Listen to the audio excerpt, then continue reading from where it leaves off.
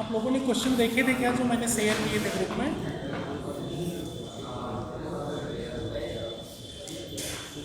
यहाँ पे विकास मिश्रा कौन है? कोई जानता है क्या उसको? विकास मिश्रा। मैंने कभी उसको देखा नहीं ग्रुप में, लेकिन उसका व्हाट्सएप मैसेज आता है, कहता मैं बेहुदे में हूँ, मैं बेहुदे में, लेकिन मैंने कभी उसे देखा नहीं है।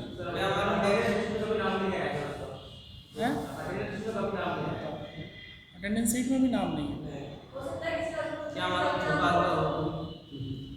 नाम विकास मिश्रा बोल रहा है,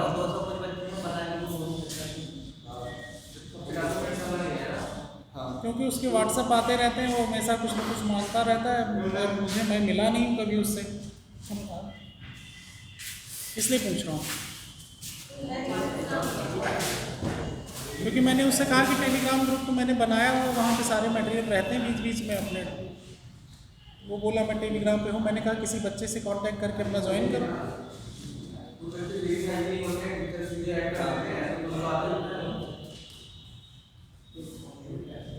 पता नहीं, वो आए दिन, क्योंकि मैं अल्टरनेट डेज उसका मैसेज आता रहता है कुछ न कुछ, इसलिए मैं पूछ रहा हूँ, क्योंकि मैंने देखा नहीं उसको कभी।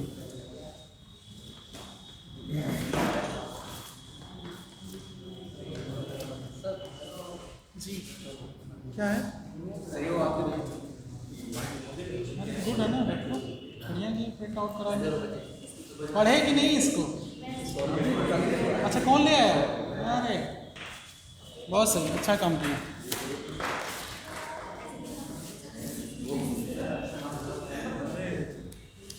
अच्छा, सभी लोग प्रिंट आउट करा रहे हैं।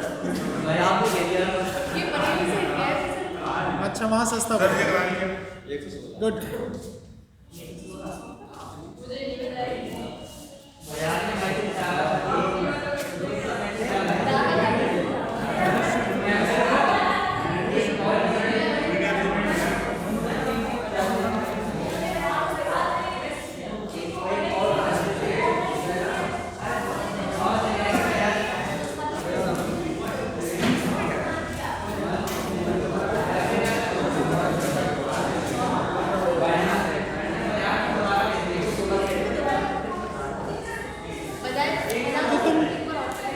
वजाहत तुम कब गए थे बरेली? कल तो यहाँ थे दिन भर तुम, सुने शादी करा रहे थे तुम।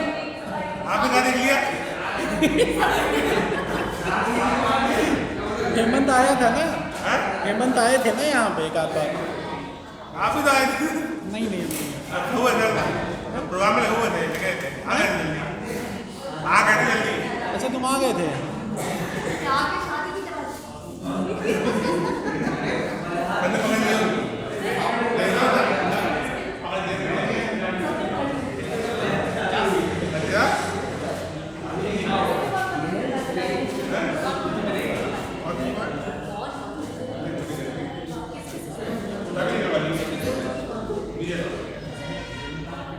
अच्छा ठीक है, इधर फोकस करो। हो गई बातें? आ जाओ, come to the point. Output वाले में एमएसपी हमने बता ही दिया था आप लोगों को, कुछ उसके प्रॉस कॉन्स लिखाने थे, वो अभी लिखा देंगे। पहले इनपुट में जो पॉइंट रह गए थे उसे कवर कर लेते हैं, वजाहत बाद में करते हैं।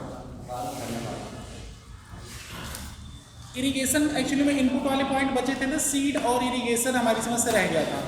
तो सीड का मैंने एक स्क्रीनशॉट ग्रुप में शेयर किया था, हो सकता है इंग्लिश में है, लेकिन बहुत आसान इंग्लिश लिखी है, बहुत टफ नहीं है, वो कोई भी पढ़ के समझ सकता है।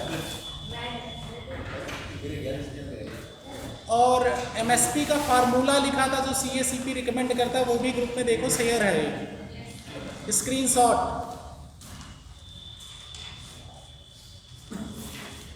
है ना शेयर उसका। A2FL और CL करके है ना उसमें, स्वामीनाथन कमेटी की रिपोर्ट। इसमें इंपॉर्टेंट क्या होता है, स्वामीनाथन कमेटी की रिपोर्ट कब आई थी और किसके रिलेटेड थी, वो एक्चुअली उनकी रिकमेंडेशन क्या थी, तो वो चीज़ें उसमें लिखी हैं 2-3 पॉइंट में। वो वहाँ से जब एमएसपी जहाँ लिखिएगा ना, जहाँ लिखे हैं वहीं पे नोट डाउन कर लीजिएगा। बाकी बचा सीड वाला। सीड वाले के लिए भी मैंने 5-6 लाइन का एक स्क्रीनशॉट भेजा है, कि सीड विलेज का कॉन्सेप्ट क्या है, उसके लिए रिलेटेड क्वेश्चन भी पूछा गया था। सीड मैंने इनपुट में लिखा रखा था, इनपुट डाटा जो थे एग्रीकल्चर के इनपुट आउटपुट 2 पॉइंट लिखाए थे ना मैंने। इनपुट में क्या 5, 6, 7 पॉइंट थे और आउटपुट में 5, 6, 7 पॉइंट थे। तो इनपुट के कई पॉइंट कवर हो गए थे, लाइक फर्टिलाइजर में एक पॉइंट रह गया था, एनपीके आया था, ये क्या कहते हैं नीम कोटेड वाला। तो नीम कोटेड वाला सिंपल से कुछ है नहीं उसमें बहुत ज़्यादा, कि नीम एक्चुअली में क्या करेगा, एब्जॉर्प्शन रेट स्लो कर देगा, बहुत ज़्यादा उसमें घुलने नहीं पाएगी, तो फसलों को फ़ायदा करेगी। फसल के रिलेटेड मतलब यूरिया ज़्यादा दिन तक सर्वाइव करती है जब आप डालते हैं। जब यूरिया का छिड़काव होता है खेतों में तो नीम कोटेड होने पे क्या होता है, उसका एब्जॉर्प्शन स्लो हो जाता है। एब्जॉर्प्शन स्लो होने पे क्या होगा कि पूरी तरह से वो मिट्टी में तुरंत नहीं मिलेगा, वो धीरे धीरे जाएगा अपने कंटेंट में, फसल को फ़ायदा करेगा। इसीलिए नीम कोटेड यूरिया का यूज़ किया गया, और उसमें यूरिया की मात्रा भी कम यूज़ हो जाती है, क्योंकि नीम भी उसमें इंग्रेडिएंट का काम कर देता है। बाकी उसके कुछ पॉइंट होंगे, अभी हम लिखवा देंगे या तो स्क्रीनशॉट भेज देंगे उसको। तो वहाँ से सीड विलेज वाला कंसेप्ट मोस्ट ऑफ भी देख लीजिए आप लोग, उसको समझ में आ रहा है कि नहीं, क्योंकि बहुत सिंपल सा फैक्चुअल चीज़ें हैं। देखिए कुछ चीज़ें फैक्चुअल आपको फटाफट अपने आप कवर करनी पड़ेंगी, अदरवाइज ये होगा कि कुछ सिलेबस रह सकता है। ये बात आप लोग भी थोड़ा कोऑपरेट करेंगे तो फटाफट काम हो जाएगा 50 क्लास, क्योंकि आज 37th क्लास है। अभी एग्रीकल्चर अभी एक्चुअली में कुछ मिसलिनियस पॉइंट माइक्रो इकोनॉमिक्स के बाकी है, कैपिटल मार्केट बाकी है, और पूरा इंफ्रास्ट्रक्चर और इंडस्ट्री पड़ा हुआ है। तो कंसेप्चुअल चीज़ों पे ज़्यादा जल्दी फोकस करते हैं, और जो चीज़ें रहती हैं फैक्चुअल चीज़ें जो पढ़ने से सिर्फ आसानी से आप गेटअप मतलब समझ सकते हैं। जो चीज़ें जो नोट्स प्रोवाइड किए गए हैं उसमें दिए हैं पॉइंट वाइज, उसमें ऐसा थोड़ा सा जैसे देखिए कई क्वेश्चंस पे हमने क्या किया, आप लोगों को बुला के सोचने की डायरेक्शन सोचने के लिए मजबूर किया ना आप लोगों को। कई बच्चे बड़े अच्छे अच्छे पॉइंट भी दिए आके यहाँ पे, उससे क्या होता है कॉन्फिडेंस लेवल आप लोगों का बूस्टअप हुआ। आप लोग खुद देख रहे हैं कि किस किस डायरेक्शन में सोचना है, इकॉनमी के किन किन डायरेक्शंस को कनेक्ट करता है, वो चीज़ें आप देखते रहेंगे तो चीज़ें कवर हो जाएंगी। ठीक, एमएसपी के अभी फ़ायदे नुकसान थोड़े हैं, मैंने वैसे जनरली बता दिए थे आप लोगों को एमएसपी के क्या फ़ायदा नुकसान है, और उसका लीगलाइजेशन वाला पॉइंट भी बताया था, और उसको तुम लोगों को थोड़ा बहुत पढ़ना भी था खुद से। अब कितने लोग पढ़े ये नहीं पता। एक चीज़ और करेंगे कि आप लोग एक एक टॉपिक स्टार्टिंग से रिवाइज करके आइएगा डेली क्लास में। अगर हम रैंडमली उस टॉपिक से रिलेटेड क्वेश्चन पूछते हैं तो उम्मीद करता हूँ आप लोग वो जवाब हमें समझा देंगे टेस्ट होने से पहले। एक एक टॉपिक पकड़ के, एक एक टॉपिक बहुत बड़ा टॉपिक नहीं होते इकोनॉमिक्स के, जैसे अगर नेशनल अकाउंटिंग वाले टॉपिक आप पढ़ के आ रहे हैं तो आप पढ़ के आइए, मनी एंड बैंकिंग पढ़ के आ रहे हैं तो मनी एंड बैंकिंग पढ़ के आइए। एक एक दिन एक एक टॉपिक पकड़ के आइए। अगर मैं क्लास में ऐसे रैंडमली किसी को भी खड़ा करके पूछ सकता हूँ, सबसे तो नहीं पूछ सकता, इतना टाइम नहीं होता। रैंडमली अगर मैं टॉपिक पूछूँ तो उससे आपका तैयार होना चाहिए। तो स्टार्टिंग से एक एक चैप्टर जैसे सीरीज वाइज पढ़ाए गए हैं वैसे आप पढ़ते जाइए, और डेली मतलब मंडे अगर हमारी क्लास है तो मंडे आप पहला दूसरा चैप्टर आपका बेसिक कॉन्सेप्ट वाला और वो नेशनल अकाउंटिंग वाला आप लोग रिवाइज करके रखिएगा। इससे आप लोगों को फ़ायदा, मुझे कोई फ़ायदा नहीं है। हम रैंडमली किसी से भी पूछ सकते हैं, समझे आप लोग। और प्रीवियस ईयर क्वेश्चन साथ में किए रहेंगे तो कंसेप्ट पूरा क्लियर रहेगा, कुछ सब चीज़ें याद हो जाएंगी। इकॉनमी के क्वेश्चन जो आप लोग देख रहे हैं करंट से आते हैं। एक्चुअली में कोई भी पेपर करंट में आप अगर 5-6 सालों के करंट उठाएंगे तो करंट में बहुत ज़्यादा चीज़ें करंट की नहीं होती है, सब रिपीटेड होता है। 1-2 पॉइंट की उसमें नए ऐड ऑन होते हैं, या कोई टर्म नया ऐड ऑन हुआ या कोई बॉडी बनी ऐड ऑन हुई, वही होती है। बाकी जैसे आरबीआई के टूल हैं जैसे मॉनेटरी पॉलिसी के, अब रुपए का दाम घट बढ़ रहा है, उसी मॉनेटरी पॉलिसी में से वो कोई टूल यूज़ करेगा। तो कोई टूल जो टूल उस समय उसको सबसे ज़्यादा फिजिबल लगेगा, आपको वो चीज़ पता करना है। जैसे मैंने इंडियन डिप्रिसिएशन रुपीज़ का आपको दिया था क्वेश्चन लिखने का, दिया था ना, उसमें आप लोग ज़्यादातर क्या कर रहे थे, जितने भी मॉनेटरी पॉलिसी के टूल हैं सब उठा के उसमें पुटअप कर दे रहे हैं। लेकिन आपको ये फोकस करना है। अब करंट यहाँ पे कैसे आ रहा है, करंट में आप ये देखें कि आरबीआई ने ये टूल मेन फोकस किया और बाकी सब सब्सिडरी के फॉर्म में ठीक है, सबके रेट बढ़े घटे वो तो एक्सेप्टेड है, बट मेन फोकस एरिया क्या है उस क्वेश्चन में वो पूछना चाह रहा है इंसान। क्वेश्चन पूछने वाला क्या पूछना चाह रहा है, करंट में जो आरबीआई टूल पे फोकस किया वो चीज़ आपको ज़्यादा फोकस एरिया में रखना है, बाकी सब छोटे छोटे पॉइंट पे लिख दो चलेगा, ठीक। तो वो क्या होगा, करंट हो गया। अब पॉलिटी के भी अगर कहीं पॉलिटी हिस्ट्री का ज्योग्राफी या इन्वायरमेंट में कुछ करंट आते हैं तो सबके करंट क्या आते हैं, करंट आप देखेंगे अगर आपके बेसिक कॉन्सेप्ट क्लियर हैं तो करंट को समझने में और करंट को रिलेट करने में आपको दिक्कत नहीं होती है। कोई भी इकोनॉमी का क्वेश्चन उठा लो, कौन सा करंट का है बताओ, एक भी क्वेश्चन उठा देखो, सब कंसेप्ट आते हैं। उस समय जो प्रेजेंट में चल रहा होता है वही पुराना कॉन्सेप्ट उठा के एक्चुअली में कुछ इंप्लीमेंट रहते हैं, उसमें थोड़ा सा ऐड ऑन होता है, इसीलिए करंट पढ़ना पड़ता है।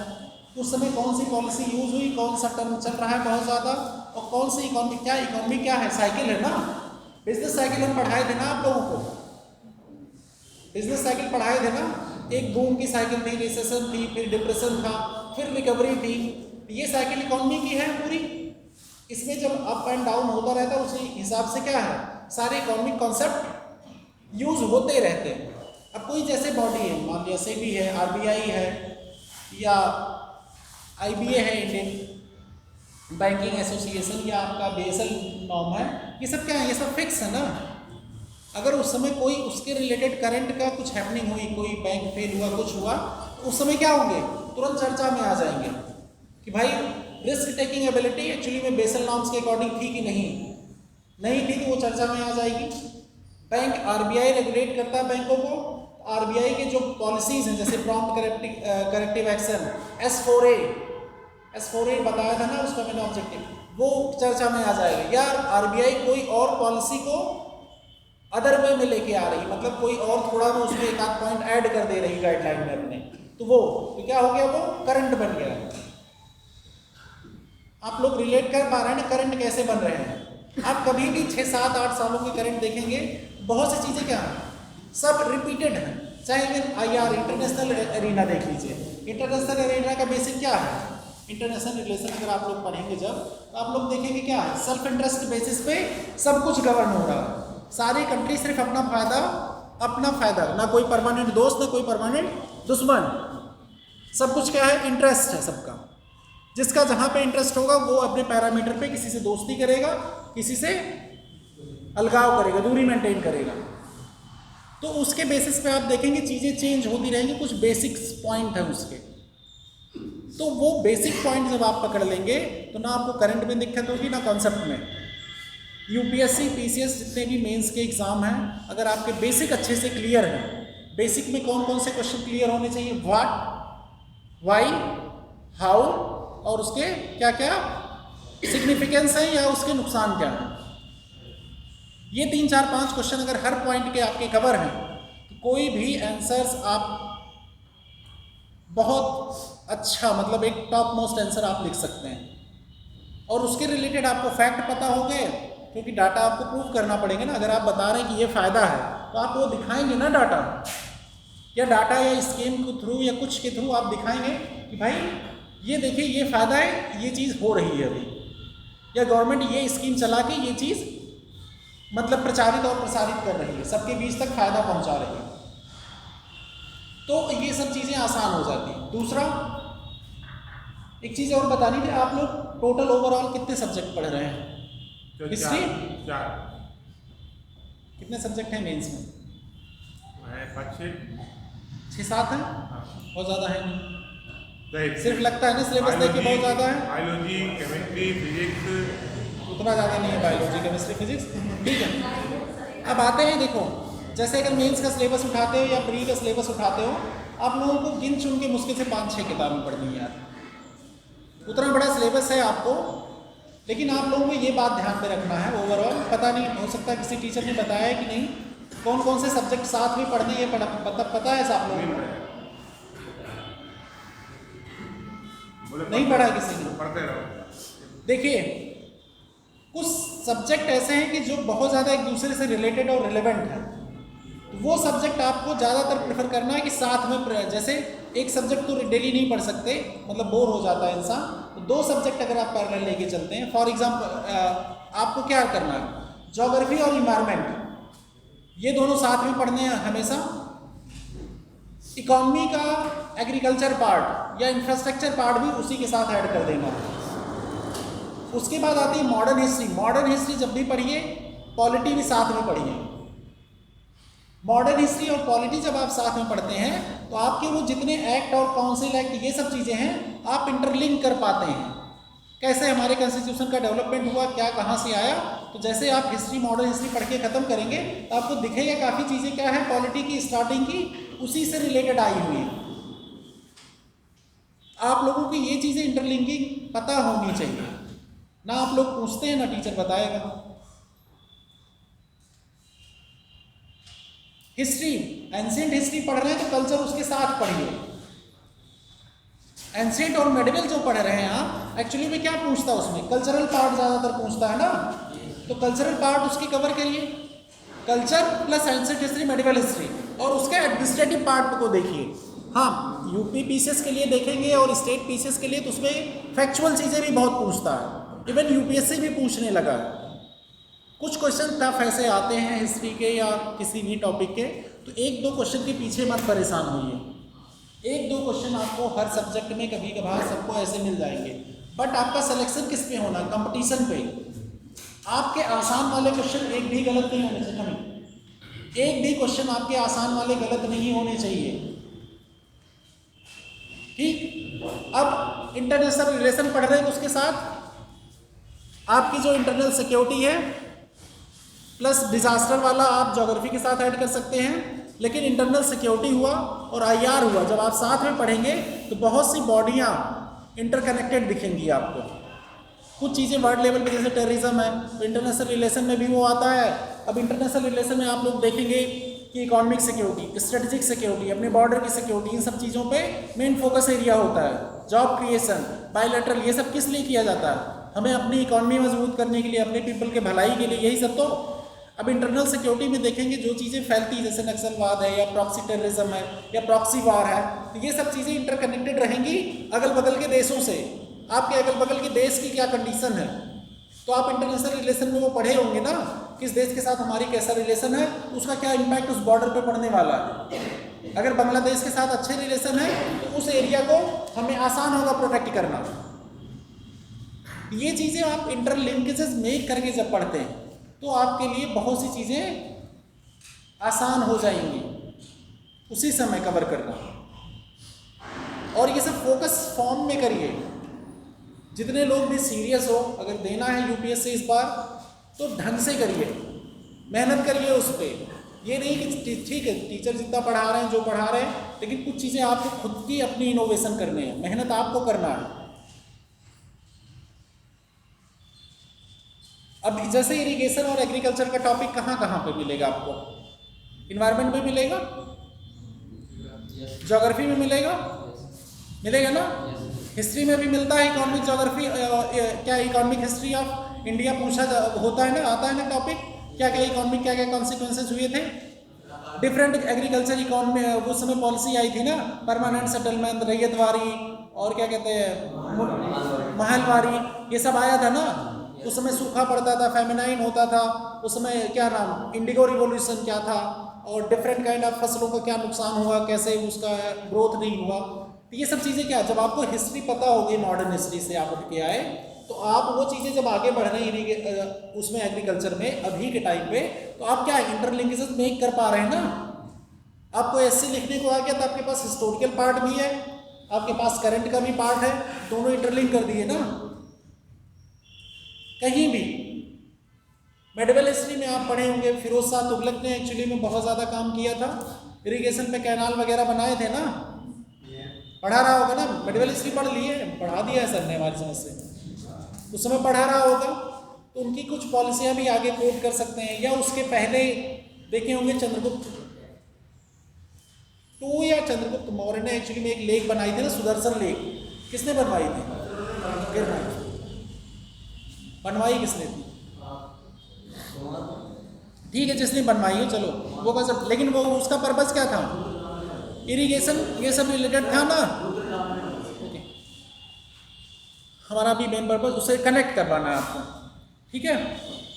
तो आप ये सब चीज़ें देखते हैं कि डिफरेंट राजाओं ने एंशिएंट टाइम में भी, तो आप ये चीज़ें क्या करते हैं, इंटरलिंक कर देते हैं। अब ऐसे आ गया तो आपके पास हिस्टोरिकल पॉइंट भी अच्छे अच्छे हैं ना, तो वो चीज़ें आप कवर कर सकेंगे। इसीलिए सब्जेक्टों के बीच में इंटरलिंकेजेस मेक करिए कि हिस्ट्री पढ़ने का फ़ायदा क्या है, ज्योग्राफी पढ़ने का हमें फ़ायदा क्या है, या आप पॉलिटी पढ़ रहे हैं, पॉलिटी पढ़ने से क्या क्या फ़ायदा है आप लोगों को, क्या क्या इम्प्लीमेंट कर सकेंगे उसको। तो आप लोग जब इस डायरेक्शन से सोचेंगे तो चीज़ें बहुत ज़्यादा रिटेन होना चालू हो जाएंगी। जब भी पढ़िए 4-5 क्वेश्चन जो हमने हमेशा बोला आप लोगों को कई बार, वो क्वेश्चन दिमाग में रहेगा तो कंसंट्रेट रहेगा दिमाग, नहीं रहेगा वो, इसीलिए कहा जाता है कि अगर तब भी नहीं कंसंट्रेट हो रहा तो आप प्रीवियस ईयर क्वेश्चन करिए। नहीं पढ़ने का मन कर रहा, प्रीवियस ईयर क्वेश्चन करो और वो क्या करो, सिलेबस खोल लो, तो अपने आप क्वेश्चन करने का मन करने लगेगा, पढ़ने का धीरे धीरे।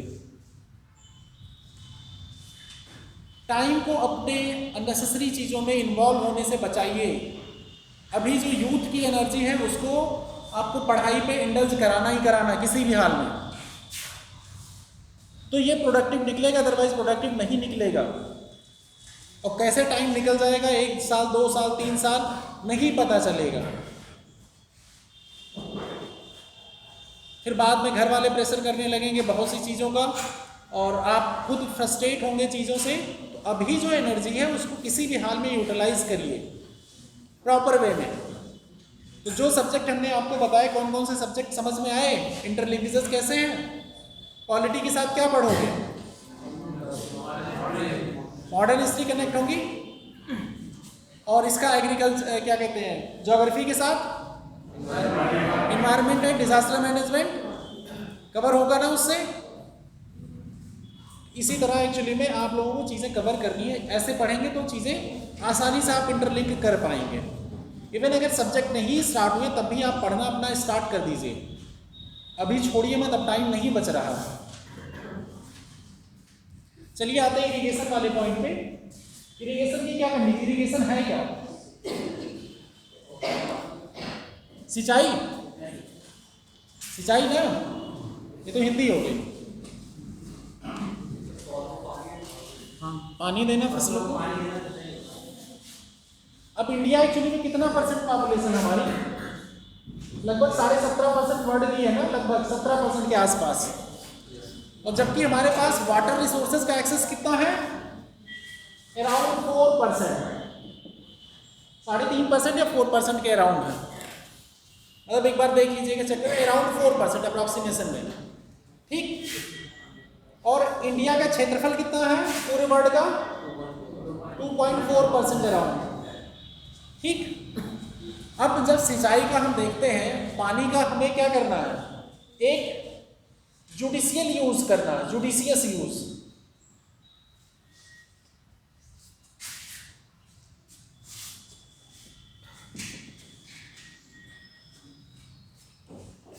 अब ये जो वाटर है कंटेंट, अब ये कहाँ में वाटर यूज होगा, फ्रेश वाटर हमारा, फ्रेश वाटर एक तो ड्रिंकिंग के लिए जाएगा,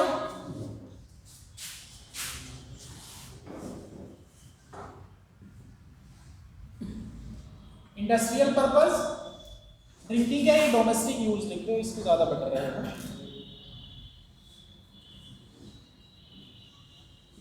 अगला होगा इंडस्ट्रियल पर्पस, अगला हो गया इरिगेशन,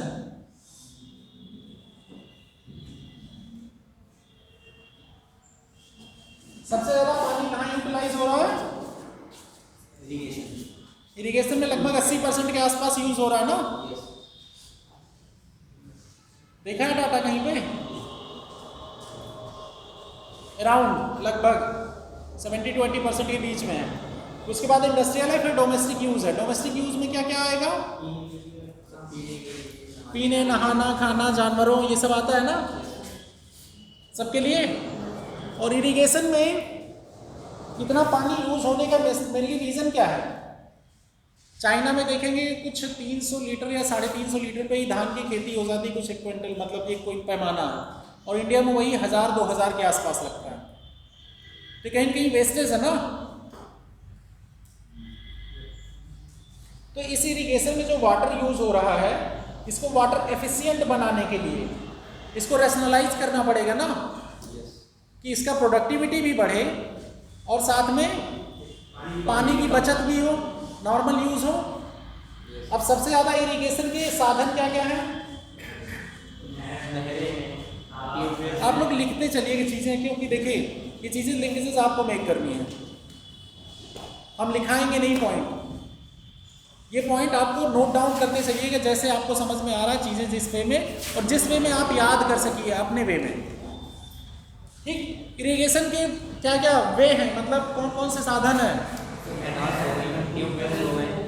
कैनाल हो गए, ट्यूबवेल्स हो गए, ठीक है, पौंड हो गए, तालाब हो गए, और कुआं,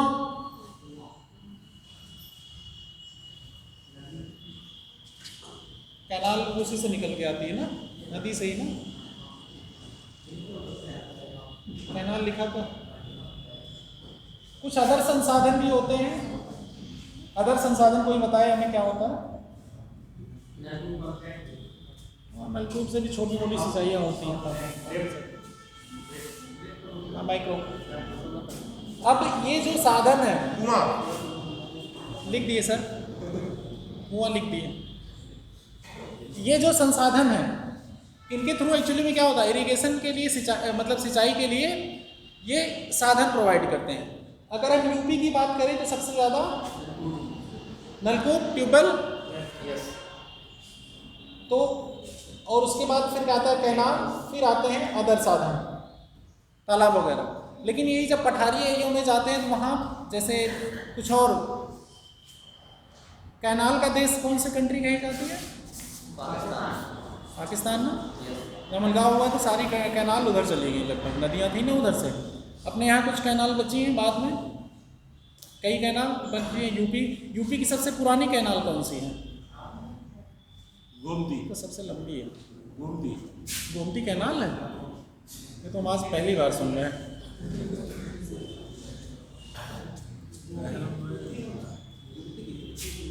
ऊपरी गंगा ऐसे कुछ करके है, वही है सबसे पुरानी, मुझे भी ध्यान आ रहा, ऊपरी गंगा नहर या वही है। ठीक, चलो वो सब तो फैक्चुअल चीज़ें होंगी, आप ज्योग्राफी में रटेंगे ही। आते हैं इस पे। अब यहाँ पे जो इरिगेशन के संसाधन है आपके पास, अब आपको पता तो चल गए। अब इरिगेशन के टाइप भी हैं, एक मैक्रो है, एक माइक्रो। एक माइक्रो इरिगेशन, एक मैक्रो इरिगेशन। माइक्रो मतलब बड़े लेवल पे, जैसे ये ट्यूबवेल, कैनाल, इन सब के थ्रू। एक माइक्रो लेवल पे है,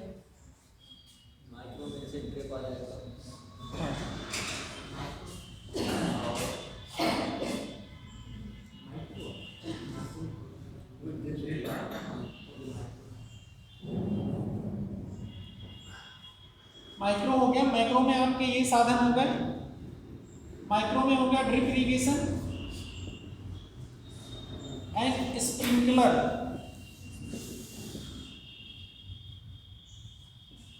स्प्रिंकलर को हिंदी में ड्रिप और स्प्रिंकलर देख लेना हिंदी में, वो हिंदी वाली नोट्स मैंने प्रोवाइड की, वहाँ पे दिया होगा यार, उसको खोल लेना अपना।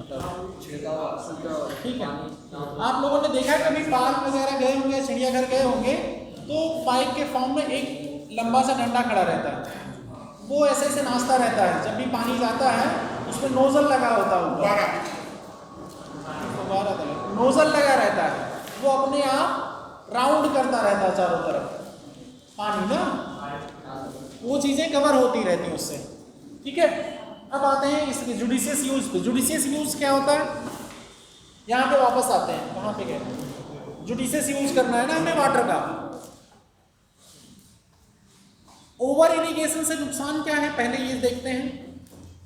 इरिगेशन तो आपको पता चल गया, प्रोडक्टिविटी बढ़ाने, जनरली प्लांट आपके क्रॉप जो है उसको वाटर की जरूरी होती है।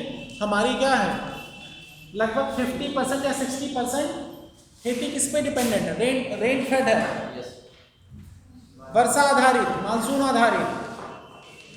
तो वर्षा के बेसिस पे ज़्यादातर खेतियाँ होती हैं कि वर्षा होगी टाइम से तो खेती होगी, हो पाएगी, नहीं तो नहीं हो पाती है, समस्या होती है ना। और कई एरिया ऐसे हैं जैसे बुंदेलखंड एरिया, इन सब एरिया में पानी नहीं मिल पाता, सूखा रहता है। या महाराष्ट्र रीजन में चले जाइए, या कई एराइड रीजन और भी हैं, राजस्थान रीजन हो गया, यहाँ सब वाटर की अवेलेबिलिटी ना होने से क्या होता है, फसल की उपज नहीं होगी। और जब वाटर ही नहीं अवेलेबल होगा, फ्रेश वाटर, तो आपके डोमेस्टिक यूज के लिए क्या अवेलेबिलिटी होगी, पानी नहीं, इससे डेवलपमेंट पूरा रुक जाएगा। तो अनइवन डिस्ट्रीब्यूशन ऑफ रेन पूरे ऑल ओवर इंडिया में अनइवन, कहीं बारिश बहुत ज़्यादा है, कहीं बारिश बिल्कुल नहीं है, कहीं बारिश रिजनेबल है लेकिन बट वो उसका यूटिलाइजेशन नहीं हो पाता उस वाटर का भी। रेन के थ्रू जो बारिश आती है, रेन हार्वेस्टिंग क्या कही जाती है? रेन हार्वेस्टिंग किसी को पता है क्या होती है?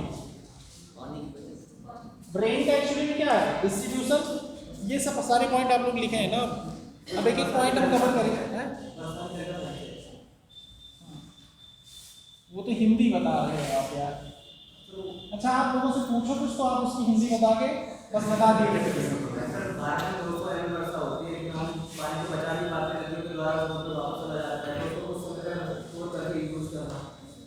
गुड।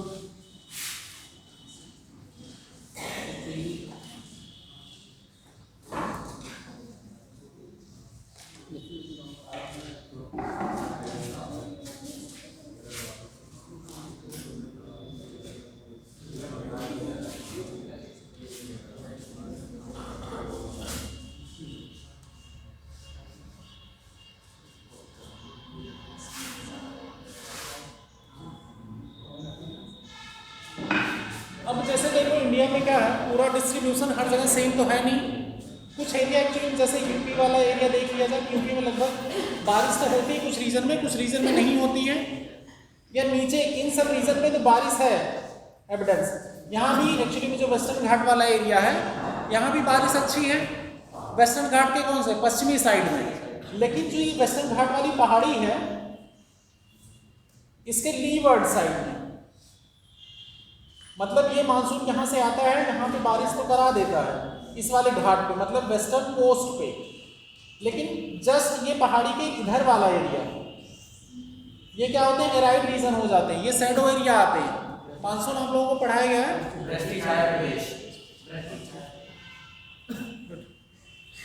नहीं पढ़ाया गया है ना। तो ये एरिया क्या होता है, सूखा, बारिश नहीं होता, सूखा एरिया पड़ जाता है यहाँ पे। और इसी तरह कुछ एरिया यहाँ भी एक्चुअली में, ये जो पूरा पेनिनसुलर रीजन है, पेनिनसुलर रीजन की जो नदियाँ हैं क्या वो पेरिनेनियल है, मतलब कंटिन्यूअस सदाबहार नहीं है, मौसमी है ना। तो अगर बारिश प्रॉपर नहीं होगी तो क्या इसमें पानी एविडेंस मात्रा में रहता है? नहीं। तो अगर अनइवन डिस्ट्रीब्यूशन होगा, अब ये एरिया जो है आपका राजस्थान वगैरह का, और यहाँ ये कच्छ रीजन का, यहाँ सब भी बारिश की कमी है। यहाँ सुने होंगे कई नदियाँ उसी रेगिस्तान में खो जाती हैं, सुने हो कोई नदी का नाम? कहाँ से निकलती है, कहाँ खत्म होती है, कहाँ से निकलती है?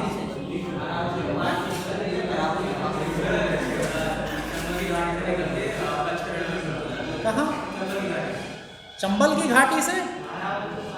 देखो जरा खोजो, थोड़ी बहुत ज्योग्राफी हमको भी आती है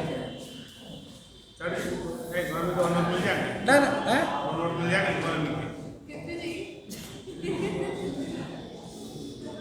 क्या चीज, क्या करना है, और कितने मिला दें, दे तो दिए सर। ठीक है, जो भी है आप लोग ये रीजन देख लिए, ज्योग्राफी के नोट्स हम देंगे। तुम लोग यार जिस टीचर का काम रहे उस टीचर से बोला करो। हम अभी इरिगेशन पढ़ाने के लिए वो पॉइंट याद दिला रहे हैं, समझे? फोकस। तुम वैसे कभी हमसे टेबलेट मांगते हो, कभी ये मांगते हो, भाई जिसका जो काम उससे मांगो ना यार।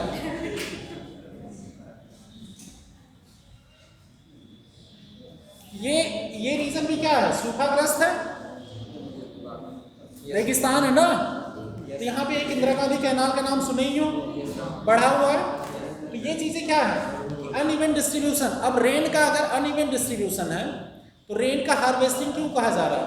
रेन का पानी जो है जुडिशियस यूज कर सके, कुछ स्टोर कर सके। अब रेन हार्वेस्टिंग में क्या होगा, या तो पॉन्ड में रिस्टोर करो,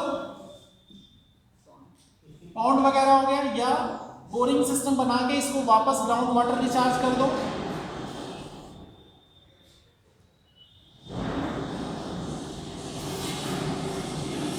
ग्राउंड वाटर रिचार्ज कर दो, या उस समय एक्चुअली में सबसे स्वच्छ वाटर होता है तो कई जगहों पे क्या होता है, लेक वगैरह में स्टोर करके वापस ड्रिंकिंग वाटर के लिए भी सप्लाई कर दिया जाता है। लाइक मुंबई में अगर पवई एरिया आप लोग सुने होंगे, पवई लेक है, तो वहाँ पे एक्चुअली बारिश का ही पानी स्टोर होता है, वो फिर से ड्रिंकिंग वाटर के लिए सप्लाई होता है। ऐसे कई जगह लेक। और ग्राउंड वाटर रिचार्ज का सिस्टम आपको पता ही है, उतनी टेक्निकलिटी में आपको जाना नहीं, वो पता है बनाते हैं सब कुछ, लेकिन आप जब इन्वायरमेंट पढ़ेंगे थोड़ा बहुत पढ़ लेंगे, लेकिन ये जान लीजिए ग्राउंड वाटर रिचार्ज होता है, ठीक। क्योंकि आपको ये पता होना चाहिए क्या होता है, आपको ये नहीं देखना उसमें अंदर वो टेक्निकल स्पेसिफिकेशन जो उसके स्पेशलाइज्ड लोग होते हैं वो करेंगे, ठीक है। सिविल इंजीनियरिंग आप करते तो आपको पढ़ना पड़ता पूरा डिटेल कि हाँ भाई क्या क्या ग्राउंड वाटर। जियोलॉजी पढ़ते आप तब पढ़ना पड़ता आपको, या ज्योग्राफी में हो सकता है थोड़ा बहुत लेयर वगैरह के बारे में पढ़ेंगे तो आपको पता चल जाएगा ग्राउंड वाटर रिचार्ज। तो ये आपकी हार्वेस्टिंग होगी पानी की, और पानी वाटर अगर हार्वेस्ट होगा, एक इसमें ही आएगा वाटर सेट मैनेजमेंट, इसी रेन वाटर और जो नदियों का पानी है उसमें क्या होगा, वाटर सेट मैनेजमेंट आएगा। Water set management, water set को हिंदी में कहते हैं, देखो हिंदी क्या है, water set. Water set actually में 5 वाटर सेट हैं इंडिया में। एक तरह से कैचमेंट एरिया होगा, जैसे कोई नदी है, ये गंगा नदी है, गंगा नदी यहाँ कहीं से निकल के ऐसे जा रही है, इसका जो ये रीजन होगा, कई नदियाँ यहाँ आके इसमें मिल रही होंगी मेन स्ट्रीम में, ये जो पूरा रीजन होगा इसका, ये एक वाटर सेट बनाएगा। बेसिन अलग, ठीक है। अच्छा, हिंदी जाननी जरूरी है कि डेफिनेशन जाननी जरूरी, बता दो मैं, हैं क्या? जल सोशिका लिखा है सर वाटर सेट का। सर जो वाटर के बाद वर्ड बोला उसकी स्पेलिंग क्या है? SHED, water set.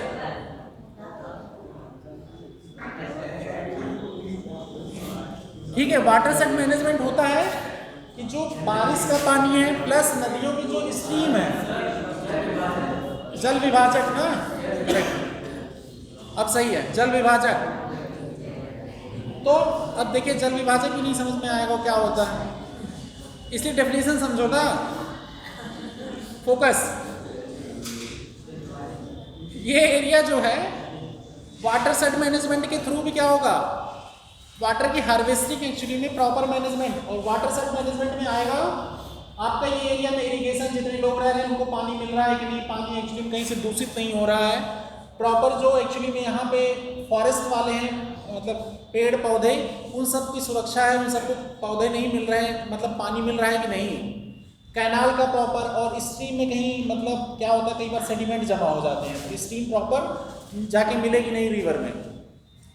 तो उन सबको चीज़ों को क्लियर कट आप टेक्निकल वे में वहाँ पे सारी साइंस टेक्नोलॉजी और ये सब यूज़ करके कि इस एरिया की ना तो इकोलॉजी अफेक्टेड हो, ना यहाँ जो लोग रह रहे हैं उनको कभी किसी चीज़ की कमी हो, और वाटर समुचित मात्रा में, चाहे पानी से क्या नाम वर्षा से आ रहा है, उसका प्रॉपर यूटिलाइजेशन हो सके, इसी को वाटर सेटमेंट। उसके थ्रू भी जुडिशियस यूज़ करके रेन वाटर का बहुत ज़्यादातर प्रिजर्वेशन किया जाता है।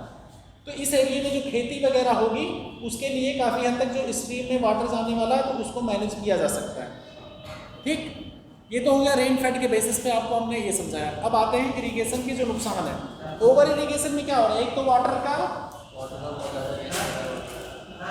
जी सर, जी हाँ, ये स्कीम चलाई गई है ना, ये सब स्कीम के बाद में आएंगे ना, अभी सोल्यूशन में इसके पॉइंट चलते हैं ना। हैजार्ड अगर तो आप कुछ कंफ्यूज हो जाएंगे।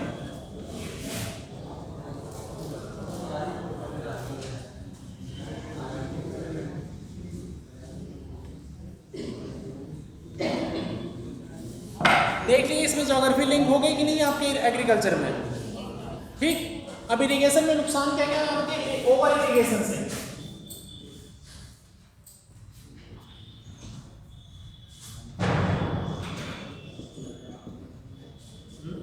एक तो वाटर का मिसयूज है ही, आपको पता ही है। Yes sir. वाटर का बहुत ज्यादा मिसयूज हो रहा है ना, कि वाटर का जुडिशियस यूज किया जाए तो जो 80% वाटर इरिगेशन में यूज हो रहा है वो लगभग घटा के हमारे सबसे 30-40% क्या 30% के नीचे भी आ सकता है। कितने लोग यहाँ मतलब विलेज क्षेत्र से आते हैं, कितने लोग देखे हैं खेती में सिंचाई होते हुए, देखे हैं ना सिंचाई होते हुए। क्या सिंचाई सच में सही होती है क्या? सर बहुत ज़्यादा नहीं लगाते हैं, अननेसेसरी का ना। वाटर का एक तो मिसयूज हो गया, वाटर लेवल डाउन होना है बहुत ज़्यादा। ठीक है। दूसरा पॉइंट होगा ग्राउंड वाटर लेवल का मिसयूज हो रहा है, ग्राउंड वाटर लेवल डाउन होता जा रहा है। फसलों का भी नुकसान होता जा रहा है। यस, फसलों का भी नुकसान होता है। मिट्टी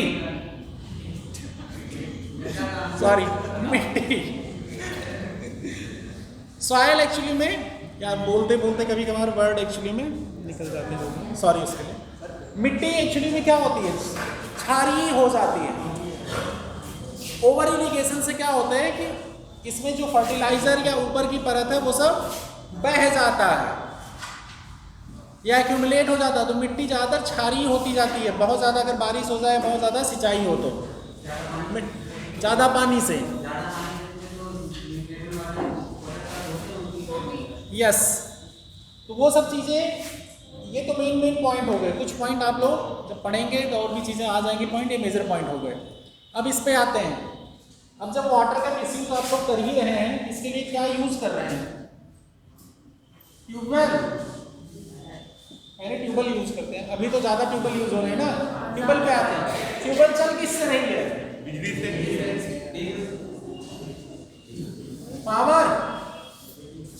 पावर या इंजन, मतलब बिजली से भी चलती है या इंजन भी लगे हैं, पंपिंग सेट और ये सब। यहाँ पे क्या यूज हो रहा है? पावर का मिसयूज। और अगर इंजन से चल रहा है तो फ्यूल का बर्डन कहाँ जाएगा? डीजल ज्यादा यूज होगा तो क्रूड ऑयल का इंपोर्ट ज्यादा बढ़ेगा। अब क्रूड ऑयल का इंपोर्ट बढ़ा तो करंट अकाउंट डेफिसिट, रुपए की वैल्यू कहां कहां कनेक्ट हो रहा है? बढ़ेगी ना। और पैसे जहां पे यूज होने चाहिए थे, अगर हर जगह जुडिशियस यूज होगा तो इंटरकनेक्टेड इकोनॉमी जो हमारी है वो बैलेंस रहेगी ना। यहां तो ये है कि रात में 4 लोग चौराहे पे बात किए, यार इंजन चला के डगडगा के भर दो। यही होगा ना, गांव में यही वर्ड यूज करते हैं ना, पूरा लबालब भर दो।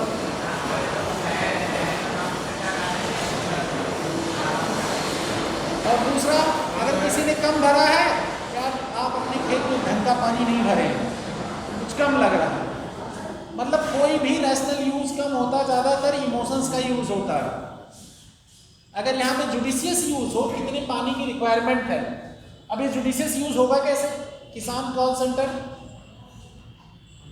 सेंटर हो गए, किसान विज्ञान केंद्र जो हो गए, कितना इरिगेशन, सॉइल हेल्थ कार्ड, ये सब क्या करेंगे? आपको इनपुट प्रोवाइड करेंगे ना कि आप में कितना न्यूट्रिएंट है, किसी फसल के लिए कितना पानी चाहिए। अगर आपको ये अवेयर रहेंगे तो आप उसके वे में यूज करेंगे ना। अब इस ट्यूबवेल और पावर पे एक चीज और हो गई है, सब्सिडी, हैवी सब्सिडी दी जा रही है। और ये सस्ता बिजली पाके क्या कर रहे हैं? नुकसान ही पहुंचा रहे हैं। एक तो वाटर का मिसयूज कर रहे हैं, ट्यूबवेल दिनों रात चलाए पड़े हैं, और ये कर रहे हैं यहाँ जो हैवी सब्सिडी दी जा रही है उसका यूज कहाँ? सोशल जस्टिस की स्कीमों या इंफ्रास्ट्रक्चर में यूज किया जा सकता था, बट क्या पावर सब्सिडी, बिजली का खूब यूज किए हैं, बड़े हैं, और ज़्यादा सब्सिडी बढ़ती जाएगी ना, पर यूनिट के हिसाब से सब्सिडी दी जा रही है। जितने ज़्यादा यूनिट आप यूज करते जाओगे सब्सिडी की मात्रा बढ़ती जाएगी। इससे नुकसान किसको है? पावर कंपनियों को। अब पावर कंपनियां जब एक्चुअली में सब्सिडाइज अगर टाइम पे नहीं पा रही हैं तो कंपनियां घाटे में जाती हैं। जब कंपनियां घाटे जाएंगी तो लोगों को नौकरी देंगी क्या? तो अनएम्प्लॉयमेंट का जिम्मेदार कौन? सरकार।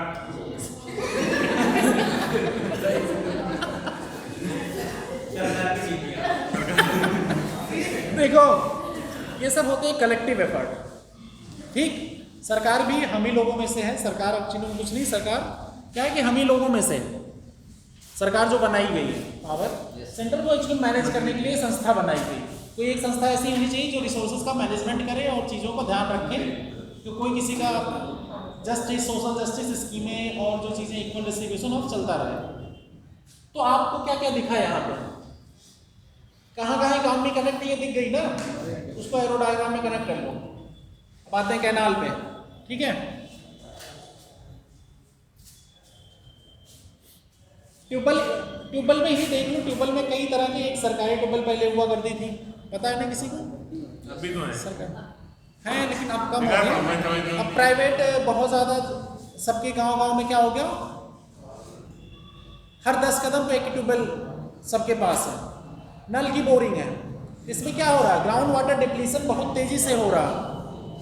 पहले देखे होंगे लोग, जैसे गांव में बैठते हैं अभी, आप लोगों से एक एज जो 50 साल 55 साल, तो वो क्या कहते हैं, अरे पहले बारिश नहीं होती थी तब भी पानी 10 फीट पे मिल जाता था, 20 फीट पे मिल जाता था, ये बात करते हैं ना। अब पानी का ये हो गया, मौसम समय खराब हो गया, ये हो गया, लेकिन कभी कोई ये नहीं कहता कि पहले गांव में पता चलता था एक नल हुआ करता था किसी के पास, एक बार पता चलता था 2-3 गांव में किसी एक के पास होती थी। अब लगभग हर घर में ट्यूबवेल, हर घर में नल, हर घर में सबमर्सिबल।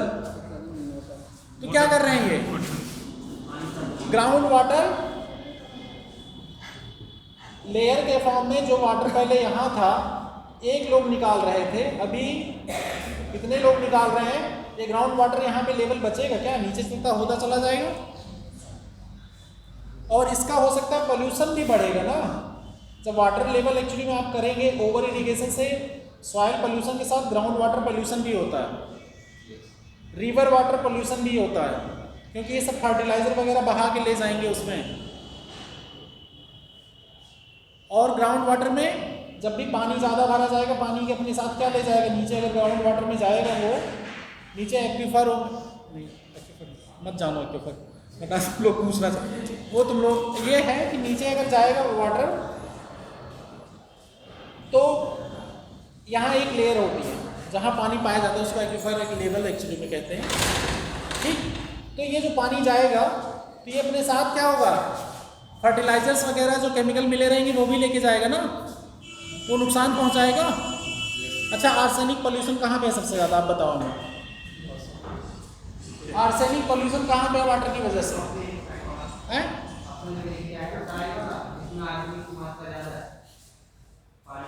किस स्टेट में है? उत्तर प्रदेश, वेस्ट बंगाल में। वेस्ट बंगाल में। अब उसका रीजन ढूंढिएगा आप लोग, ज्योग्राफिकल क्या क्या पानी सबसे ज़्यादा है, पानी सबसे ज़्यादा वहाँ पे होता है। पढ़ना रीजन।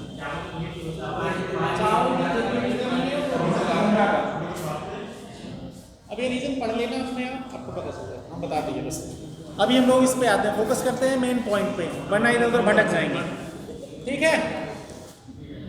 ज़्यादा इधर उधर जाएंगे तो भटक जाएंगे। ये देखिए उसमें इंटरकनेक्टेड, फिर आप लोग कहेंगे पता नहीं क्या क्या बता दिए इसमें। ट्यूबवेल के एक्चुअली में ओवर इरिगेशन से ग्राउंड वाटर डिप्लीशन हो रहा है ना। अब वाटर जो ऊपर आएगा उसकी वजह से फिर ग्राउंड वाटर पोल्यूशन भी होगा। ये चीज़ें हो गई आपकी। अब यहाँ पे अगर जुडिशियस यूज बताइए सर, जो पानी हम डाल रहे जमीन में डाल रहे हैं, नीचे लगाया था पानी जी, फिर वो ओपन कर लो, बात तो पड़ लेगी सर। सारा वाटर चला जाता है नीचे, नहीं जाता, सारा कम जाता है, कम जाता है ना। और जहाँ पे यूज होना है उसका वहाँ यूज ना होकर कहीं और जा रहा है तो नुकसान है ना। थोड़ा अपना रिजनेबल दिमाग छोटे छोटे क्वेश्चन पे लगाया करो बेटा। मतलब इमीडिएट देखो, कई बार आप क्या होते हैं, इमीडिएट आया दिमाग में क्वेश्चन, बस पूछना। उस क्वेश्चन को एक बार एनालिसिस कर लो, तो उससे आपका माइंड का एक्चुअली में दायरा बढ़ेगा और आप सोच समझ पाएंगे कि ये क्वेश्चन सच में रीजनेबल है क्या, ऑनेस्टली सब किसी के लिए भी। और क्योंकि क्वेश्चन एग्जाम में आपको करना है, तो आपकी जब सोचने वाली हैबिट रहेगी चीज़ों को, तो आप क्या होंगे, आपके पास खुद इनपुट आएगा बहुत सी चीज़ें। एक तो ट्यूबवेल हो गया, अब अगला आता है कैनाल पे। ट्यूबवेल में क्या क्या नुकसान हो गया पता चल गया ना आपको। अब इसको रैशनलाइज करने के लिए क्या, अगर सरकार कोई चीज़ ऐसी करती है तो ट्यूबवेल पे रोक लगाए जगह जगह करने पे, या बिजली महंगी कर दे, क्या करे, पावर सब्सिडी हटा ले, पैसा ज़्यादा लगेगा, मीटर लगा दे सबके यहाँ। जब ज़्यादा पैसा होगा, पैसा लगेगा, तब कोई यूज़ करेगा क्या ट्यूबवेल, वहीं बैठा रहेगा। पेट्रोल का दाम बढ़ा दे, डीजल का दाम बढ़ा दे, करती है सरकार ऐसा काम, ये भी सच्चाई है। जब उसको एक्चुअली में पता है कि लोग ये छोड़ेंगे नहीं, चीज़ों के दाम बढ़ा दो इनपुट कास्ट। लेकिन अशोक गहलोत कमेटी की क्या रिपोर्ट थी, इनपुट कॉस्ट घटाई जाए तो फायदा हो। अब लेकिन यहाँ पे ये वाली प्रॉब्लम तो ज़्यादा आ रही है कि ये मिसयूज जो हो रहा है, इसके लिए भी स्कीम लाई है प्रधानमंत्री कृषि सिंचाई योजना में, इन सब का भी प्रोविज़न किया गया है। और जो मीटर लग रहे हैं भी ट्यूबवेल वाले, ये इसीलिए भी लगाए जा रहे हैं। सब्सिडी तो दी जा रही है, लेकिन ये है कि पहले क्या था, मंथली बेसिस पे था कि इतने हार्स पावर की मोटर लगी तो 400 या 500 रुपये मंथली लग रहे हैं, उसके बाद अनलिमिटेड यूज़ करो, होता है ना। तो उससे भी मिसयूज ज़्यादा बढ़ रहा था। अब मीटर लग जा रहे हैं, अब कुछ ना कुछ पैसा लोगों को लगेगा कि इनके अपने उससे जाएगा, जेब से, ज़्यादा यूज ज़्यादा खर्चा। उसको क्या करेंगे, ये रैशनलाइज कर देंगे, सब लोग अपनी अपने चीज़ें अपने वे में यूज़ करेंगे नॉर्मल। अब आते हैं कैनाल पे। अगला इरिगेशन क्या है, कैनाल सिस्टम।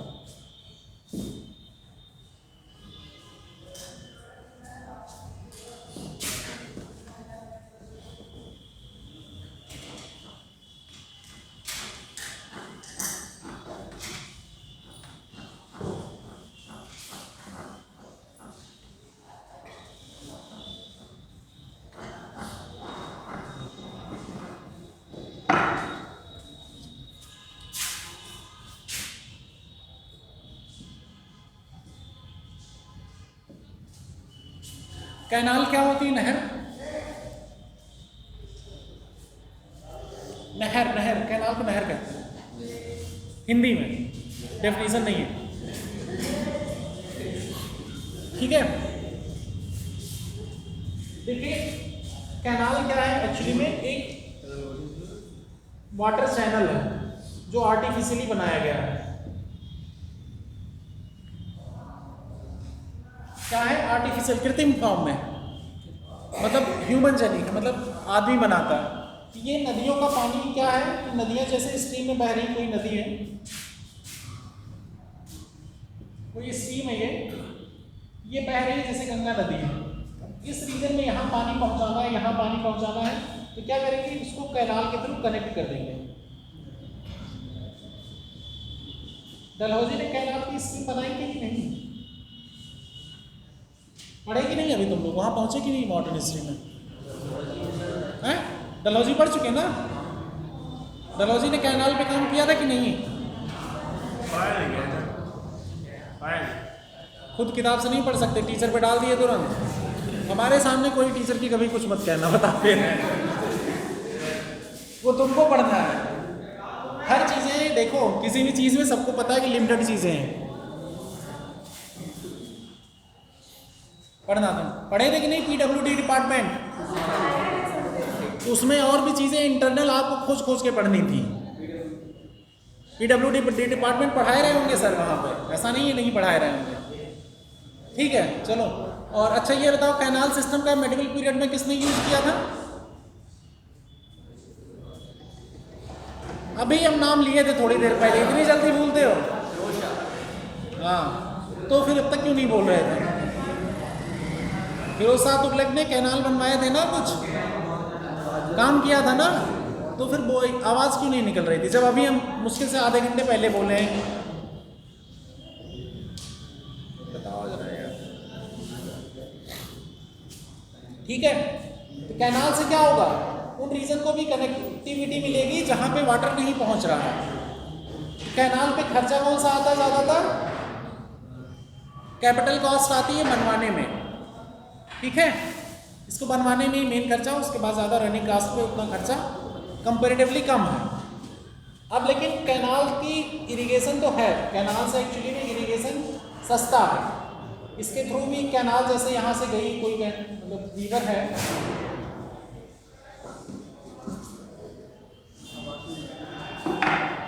कैनाल कई बार ऐसे जा रही है अगर किसी रिवर से यहाँ से निकल के, उसके बाद भी एक्चुअली में सब्सिडी यहाँ से वाटर पंप या कुछ लगा के देखे होंगे खेतों में पहुँचाए गए रहे होते हैं वाटर। यहाँ कुछ पंप वगैरह लगा के यहाँ से फिर वाटर सप्लाई सबको दी जा रही होती है, तो वो सोसाइटी या ऑपरेटर बैठा के ये काम होता है, क्योंकि बहुत चीपेस्ट होता है, कुछ एनुअल कास्ट होती है। अब यहाँ पे एनुअल कास्ट होने से क्या होता है, जिसको जब पानी मिल रहा होता है वो क्या करता है, अंधाधुंध यूज़ करता है। यहाँ पे भी कुछ कॉस्ट ज़्यादा बढ़ा दी जाए, टैक्स बढ़ा दिए जाए, या पर यूनिट या पर क्यूबिक पानी का वाटर लिया जाए, तो यहाँ पे इसका मिसयूज रोका जा सकता है ना, क्योंकि ऐसे कहने पे कोई रुकेगा नहीं भाई, ये आपको भी पता है। अगर किसी को जाओगे ज़्यादा ज्ञान देने भाई पानी का यूज़ कम करो, पक्का लाठी चला लेगा वो आपसे।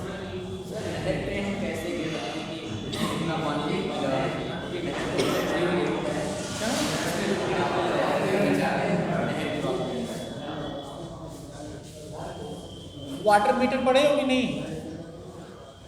घर में वाटर मीटर लगता है ना? नहीं, लेकिन सर अब बात ये है नहरों में भी एक्चुअली में वो चीज़ें लग सकती हैं, जहाँ से आपको यहाँ से पानी खोलेगा यहाँ मीटर लगा सकता है, और जिस टाइम सबका टाइम स्लॉट डिवाइड होता है, कब किसको पानी मिलेगा कब किसको नहीं, वो लिस्टिंग होती है। अब तुम ये सोचना कैसे मैनेज किया जा सकता है। बैरियर्स लगते हैं वहाँ पे, वाटर मीटर लगाए जा सकते हैं, और जब भी यहाँ पे एक्चुअली बैरियर लग जाएंगे आपके, तो यहाँ एक्चुअली में रेगुलेशन होगा, ऑपरेटर यहाँ बैठाया जाएगा और उसके थ्रू किसको कब पानी जा रहा है वो नोटेड डाउन होगा। अभी क्या है कि बीघे खेती के ऊपर लिया जाता है, किसके पास कितनी खेती है उस रीजन में, उसके बेसिस पे उससे टैक्स चार्ज किया जाता है। अब इसमें क्या है, इरिगेशन एक नुकसान और होता है, इसमें क्या होता है, बहुत सिल्टेशन आती, मतलब रेत बहुत आती है, सेडिमेंट्स आते हैं। ये क्या होता है, खेतों की उपजाऊ मात्रा घटा देते हैं, ये होता है कई बार। तो उसके लिए कई उपाय भी करती है सरकार साइंटिफिकली, यहाँ पे जाली लगाती है या इसकी बार बार नहर की सफाई करवाती है, ये सब चीज़ें भी होती हैं। बट फिर भी जो आसपास खेत रहते हैं उसमें ज़्यादा सिल्टेशन पाई जाती है, रेतीकरण सिल्टेशन को कहते हैं, मतलब रेत का मिक्सअप होना। मतलब ये कहते हैं कि अगर नदी का पानी है उससे सिंचाई करते हैं तो उससे फसल अच्छी होती है, ज़्यादा मतलब नुकसान वगैरह होते हैं, अगर उसमें जो चीज़ें इंग्रेडिएंट वाली हैं वो तो ठीक है, लेकिन एक टाइम बाद जब बहुत ज़्यादा सेडिमेंटेशन होने लगता है तो उसका नुकसान भी होता है। देखो हर चीज़ के अपने अपने प्रॉस कॉन्स हैं, हम दोनों पॉइंट पढ़ा रहे हैं, दोनों पॉइंट पे ध्यान देना है आपको, ठीक। तो कैनाल का मिसयूज भी है और यूज़ भी है ज़्यादा, और इससे पानी वाटर भी सप्लाई होता है, ड्रिंकिंग वाटर भी सप्लाई किया जा सकता है डोमेस्टिक यूज़ के लिए भी जिस एरिया में है। तो डिफरेंट रीजन में इसीलिए कैनाल, जैसे इंदिरा गांधी कैनाल राजस्थान के लिए, कहाँ से निकली इंदिरा गांधी, राजस्थान के लिए एक तरह जीवनदायिनी कही जाती है। कई जगह उससे सब्सिडरी कैनाल भी निकाले गए हैं उस इंदिरा गांधी कैनाल से, पूरे राजस्थान में। हाँ सही कह रहे हो, बोलो ना, तो शर्मा क्यों रहे हो, बहुत ज़्यादा क्या होगा, गलत होगा ना, उसमें कौन से बड़े यहाँ ज्ञानी बैठे हैं यार, हम भी नहीं ज्ञानी हैं, सभी लोग सीख ही रहे हैं, ठीक। तो कैनाल के थ्रू सिंचाई का फायदा नुकसान आपको पता चला। अब अगला आते हैं पॉइंट वेल। कैनाल रीजन कहाँ पे, मेनली राजस्थान रीजन, यूपी में भी काफ़ी कैनाल है जहाँ पे नदियाँ हैं। और एक यहाँ पे एक पॉइंट और आता है कैनाल के थ्रू जोड़ने का, इंटरलिंकिंग रिवर का नाम पढ़े हैं आप लोग? Yes sir. Interlinking of reverse, recently Godavari और कृष्णा को जोड़ा गया था ना, और अभी एक यूपी और एमपी के बीच में भी रिवर जोड़ी जा रही है, केन और बेतवा, केन बेतवा लिंक जोड़ा जा रहा है। वहाँ कौन सा नेशनल पार्क आता है बीच में? भाई प्रीलिम्स में क्वेश्चन पूछा जाता है इसलिए पूछ रहे हैं, केन बेतवा लिंक के बीच में कौन सा नेशनल पार्क आता है?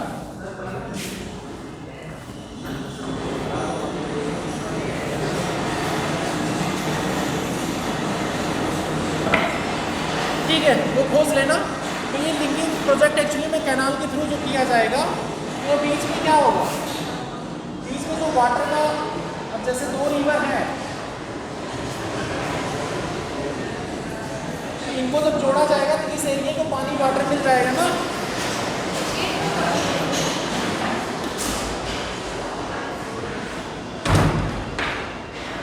इस रिवर को क्या होगा, इस रीजन को पानी मिलेगा।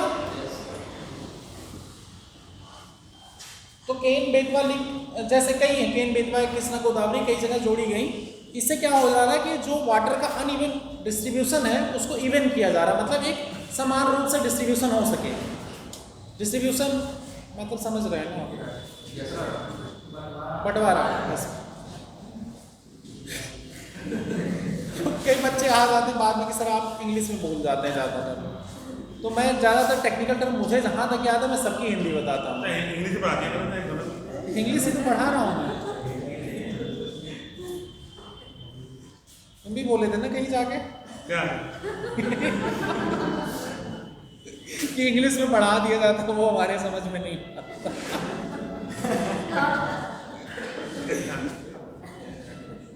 कोई बात नहीं।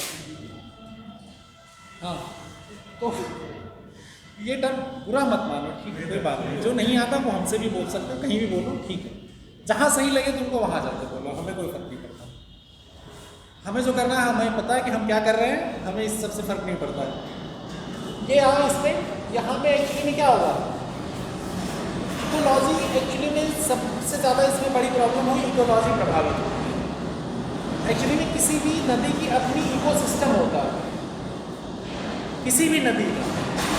यहाँ पे कहीं से जहाँ से सेडिमेंट्स आ रहे होंगे, उनके टाइप के ऑर्गेनिज्म होंगे, यहाँ पे बायोटिक अबायोटिक फैक्टर या बायोटिक और अबायोटिक ऑर्गेनिज्म होंगे। यहाँ पे कुछ पत्थर वत्थर, जैसे कहीं कुछ पत्थर किसी रिवर में मिलते हैं, किसी रिवर में कुछ पत्थर मिलते हैं, या एक्सेल्टेशन कुछ और है, यहाँ पे कुछ टाइप के और ऑर्गेनिज्म मिलते हैं, यहाँ कुछ और मिलते हैं। इन दोनों के मिक्सअप होने से इस एरिया में तो चलो फायदा होगा सबको, इन्वायरमेंट और ये सब, लेकिन इन सब में एक्चुअली में खुदाई होने से जो यहाँ के इन्वायरमेंट रहेगा उसको भी तो नुकसान भी होता है कई बार, और ये सारे कैनाल में होता है।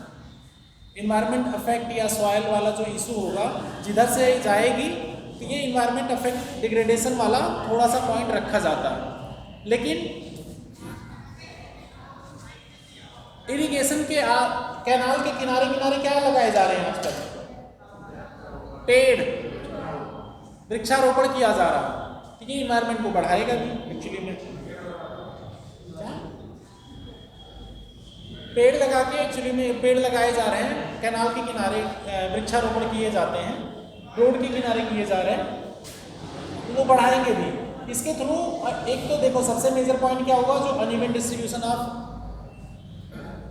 वाटर है उसको डिस्ट्रीब्यूशन एक प्रॉपर वे में किया जा रहा है कि सबसे इवन डिस्ट्रीब्यूशन हो सके, ठीक। ये आपका होगा कैनाल वाले में। और वेल वाले में कुआं कुआं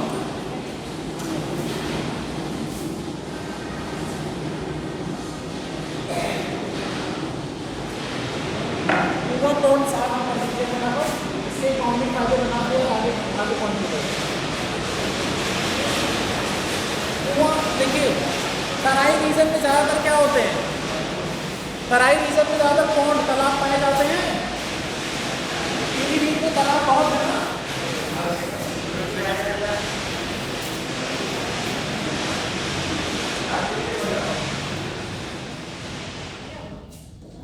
पीलीभीत में क्या है, तालाब है ना, कुएं भी हैं, कुएं भी होंगे, तराई रीजन में कुएं पाए जाते हैं, नो डाउट। तो शर्मा क्यों नहीं, बोलो ना तेजी से, अपने शब्दों में वजन रखो, बोलो, गलत मत कोई बात नहीं।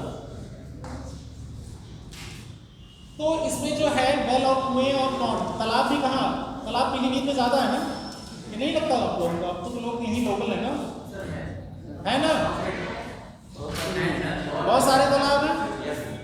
तालाब से सिंचाई भी, जहाँ पे तालाब ज़्यादा होंगे वहाँ पे तालाब के थ्रू सिंचाई भी होगी ज़्यादा, यूटिलाइज किया जा सकता है पानी ना उसका। लेकिन इस सबकी मात्रा एक्चुअली में ओवरऑल तो नहीं है हर जगह, क्योंकि हर जगह की मिट्टी उसको सपोर्ट भी नहीं करती, और कई जगह कुएँ खोदे भी नहीं जा सकते कि बहुत नीचे पानी है वाटर लेवल, वहाँ कुआं निकालना, फिर मशीन बैठाना, वहाँ भी दिक्कत है। पहले वाटर लेवल ऊपर था हर जगह, तो कुएं बनाए जाते थे, तो अब नहीं बनाए जाते, अब कम कर दिए गए हैं ये सब चीज़ें। ये हो गया सिस्टम। और कई जगह एक्चुअली में टेम्परेरी बेसिस पे रेन के थ्रू क्या होता है, वाटर रोका जाता है एक रिचार्ज सिस्टम या ऐसे लेक सिस्टम बना के, या कहीं अपना एक नॉर्मल तालाब बना के। तो यहाँ से सिंचाई लोग करते हैं। पहले टाइम पे सिंचाई कैसे होती थी, जब ये मोटर और वाटर नहीं था, इस तालाब से पानी कैसे जाता था, रहट वाला तो वेल में था, रहट में वेल था ना, लेकिन वो तालाब से पानी कैसे जाता था पता है, क्या कहते हैं उसे, दो लोग मिलके पानी ऐसे ऐसे, नहीं दोगला तो वो होता था अकेले जो एक्चुअली में छिटकाते थे पानी, और वो ऐसे क्या झबिया टाइप की होती थी और दोनों तरफ वो बंधे होते थे रस्सियाँ, और सुबह सुबह उठ के सब, मतलब ये मैं बता रहा हूँ कब, वो प्री इंडिपेंडेंस एरा में, जब ट्यूबवेल वगैरह का इतना ज़्यादा चलन नहीं था, जब आ रहा अपना 50s 40s में 50s 40s में क्या होता था, तालाब से ये ऐसे कुछ झबिया होती थी, इसमें दो रस्सियाँ ऐसे लगी होती थी। ये लोकल रीजन पे अलग अलग टाइप का होता है डिज़ाइन इसकी, ऐसा नहीं है, अलग अलग रीजन में ऐसे 2 पर्सन जाके इस तालाब से पानी ऐसे, फिर यहाँ से नाली बनी होती थी, इस तालाब से यहाँ डालते थे, ऐसे पानी जाता था। अभी भी होता है, चलता था, क्या कहते हैं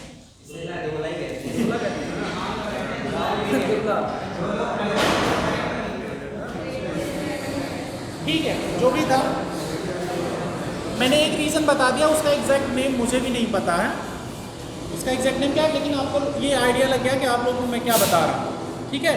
उस समय ये होता था। अभी इरिगेशन के ये प्रकार हो गए, इतने टाइप के।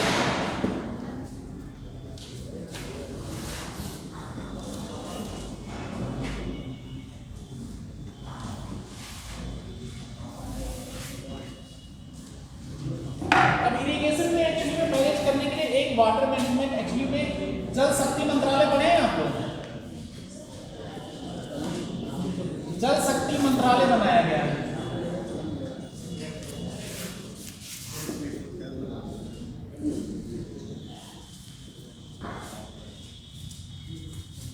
कब 2019 में बनाया गया ना, कई डिपार्टमेंटों को मिला के। उसके पहले क्या था, कई डिपार्टमेंट में डिवाइड था, वाटर एंड इरिगेशन करके कुछ मिनिस्ट्री थी। अभी जल शक्ति मंत्रालय सबको मिला के बना दिया गया है कई डिपार्टमेंटों को। इनका क्या काम है कि वाटर का जुडिशियस यूज हो और जिसको जरूरत हो उसको जाके मिले। ये सिंचाई वाला भी देख रहे हैं, इसको ड्रिंकिंग वाटर भी देख रहे हैं। तो इसमें 2-3 स्कीमें हैं, और प्रधानमंत्री कृषि सिंचाई योजना 2-3 मिनिस्ट्रियों के साथ मिलकर चलाई जा रही है। मतलब इसके साथ एग्रीकल्चर मिनिस्ट्री भी इन्वॉल्व है। प्रधानमंत्री कृषि सिंचाई योजना,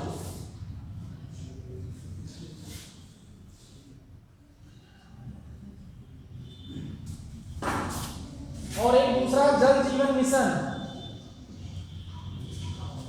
जल जीवन मिशन में क्या है, देखिए स्कीम के बारे में आपको कुछ पढ़ना पड़ेगा क्योंकि इसमें फैक्ट है सारे। ड्यू टू पॉसिटी, अब मतलब टाइम की कमी होने के कारण हम उसके बारे में डिटेल अभी नहीं जाएंगे, ठीक है। ओवरऑल हम बता दे रहे हैं और उसके फैक्ट हैं, उसमें कुछ समझना नहीं है। उसमें देखिए किसी स्कीम में आपको क्या क्या पढ़ना होता है, हम आपको सिंपल से बता दे रहे हैं। स्कीम का ऑब्जेक्टिव क्या है, पहला पॉइंट वो कौन सी मिनिस्ट्री इंप्लीमेंट कर रही है, कौन कौन सी मिनिस्ट्री इन्वॉल्व है उसमें, किस सन में उसको लागू किया गया है और क्या उसका टारगेट है। उसके बाद 1-2 प्रोविज़न, मेजर प्रोविज़न, क्या क्या किया जा रहा है उससे, समझे। यही चीज़ पढ़नी होती। पूरी स्कीम 10 पन्ने 15 पन्ने की नहीं पढ़नी होती है, और इसको एग्जाम में कोट करने की सब में आएगा। अब पीएम कृषि सिंचाई योजना का पर ड्रॉप मोर क्रॉप, हर खेत को पानी, ऐसे कुछ करके है। 1-2 इनकी है कि ये टैगलाइन है इन सब की, प्रधानमंत्री कृषि सिंचाई योजना की। और वाटर का एफिशिएंट यूज हो सके कृषि सिंचाई में, सिंचाई जहाँ जहाँ वाटर नहीं, कहीं कैनाल होगा, कहीं ट्यूबवेल होगा, कहीं किसी के थ्रू। लेकिन इसका मेन फोकस और एरिया है माइक्रो इरिगेशन पे।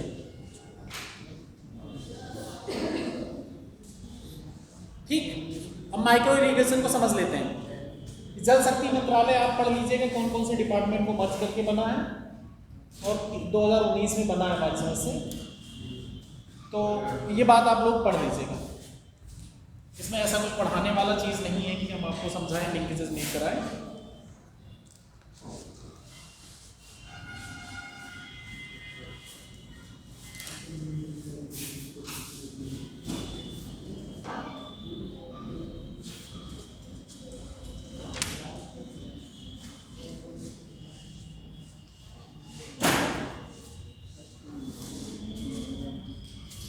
प्रधानमंत्री किसी सिंचाई और हर खेत को पानी, तो इसमें ये क्या करेंगे, इनको मेनली फोकस किए देखना होगा। वाटर बॉडी कहाँ है, 15-16 में लागू किया गया। वाटर बॉडी कहाँ है, नेटवर्क बिल्डअप करके जहाँ पे वाटर की जरूरत है वहां तक पानी का डिस्ट्रीब्यूशन पहुंचाना, यही मेजर काम होगा ना इसमें।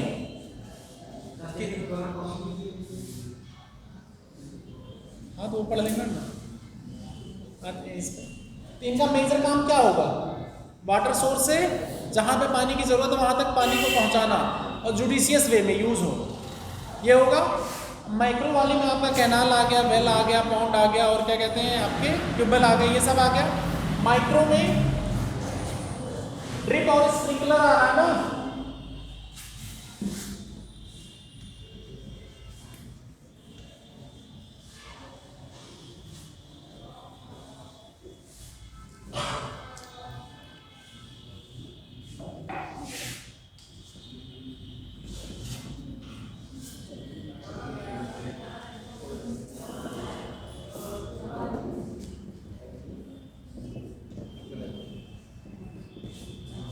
ड्रिप इरिगेशन और स्प्रिंकलर इरिगेशन आ रहा है, ठीक है। माइक्रो इरिगेशन में इसमें क्या है, ड्रिप इरिगेशन में आपको पता है कि जड़ों पे पानी देना है मेनली, ठीक है।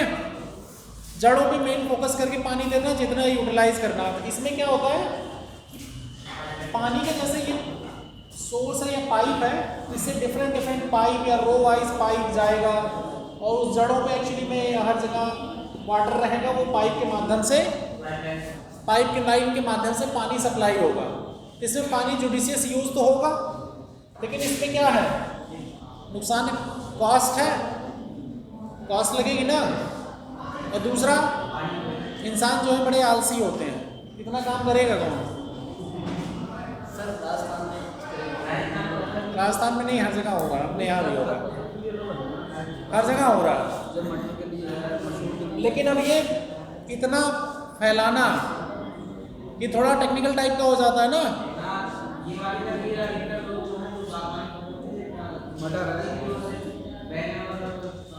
हम अभी प्रॉस कॉन्स लिखा रहे हैं, किस फसल के लिए यूज होता है उस पर आते हैं, ठीक है। तो देखो हम लोगों को क्या देखना होता है, इकोनॉमिक कास्ट बेनिफिट देखना है। हर चीज़ पे हम इकोनॉमी रिलेट करेंगे, हम सिंपल सी बता रहे हैं आपको, हम इकोनॉमी बढ़ा रहे हैं। इसमें कहाँ क्या करते हैं, क्योंकि एग्रीकल्चर पे जाएंगे तब भाई देखेंगे किस पे कितना पेड़ पे पानी मिला, कितना नहीं मिला, इसके थ्रू कितना, तो उसको डाटा हम देखेंगे ना। हम अभी क्या देखेंगे, सिंपल सा ड्रिप इरिगेशन क्या है, उसके फायदे नुकसान क्या है। आप कुछ अगर एग्जांपल आपको डालना किस फसलों के लिए यूज़ हो सकता है, किसके लिए नहीं, वो भी ठीक है, कोई बात नहीं। बट अभी आते हैं इसके इकोनॉमिक कास्ट पे और इसका बिहेवियर पे, क्योंकि देखिए इकोनॉमिक्स आपको लग रही होगी बहुत ज़्यादा बिहेवियर पे बेस है। अगर बिहेवियर बहुत वे में मैनेज होगा, इकोनॉमी बहुत अच्छे से चल सकती है। अगर कोई एथिकल वे में बिजनेस करेगा, कोई एथिकल वे में लोन लेके टाइम पे चुकाएगा बैंक का, और जो बैंक के रेगुलेटर हैं जो मनी लॉन्ड्रिंग कर रहे हैं, टैक्स चोरी कर रहे हैं, अगर सब एथिकल वे में काम करें तो क्या इकोनॉमी में प्रॉब्लम आएगी कभी। तो किससे सब रिलेटेड है ज़्यादातर, ह्यूमन बिहेवियर, ह्यूमन बिहेवियर ही तो इन्वॉल्व है। तो यहाँ पे एक तो इस पे कॉस्ट ज़्यादा आ रही है, स्टार्टिंग कैपिटल कॉस्ट, ठीक। दूसरा, लोगों को स्किल्स की ज़रूरत पड़ेगी, कहाँ पे कितना पानी यूटिलाइज करें, इसकी भी ज़रूरत पड़ रही है ना। स्किल कहाँ पे पानी कैसे लगाना है, कितना क्या करना, थोड़ी बहुत स्किल चाहिए ना यहाँ पे। और ह्यूमन टेंडेंसी क्या होती है,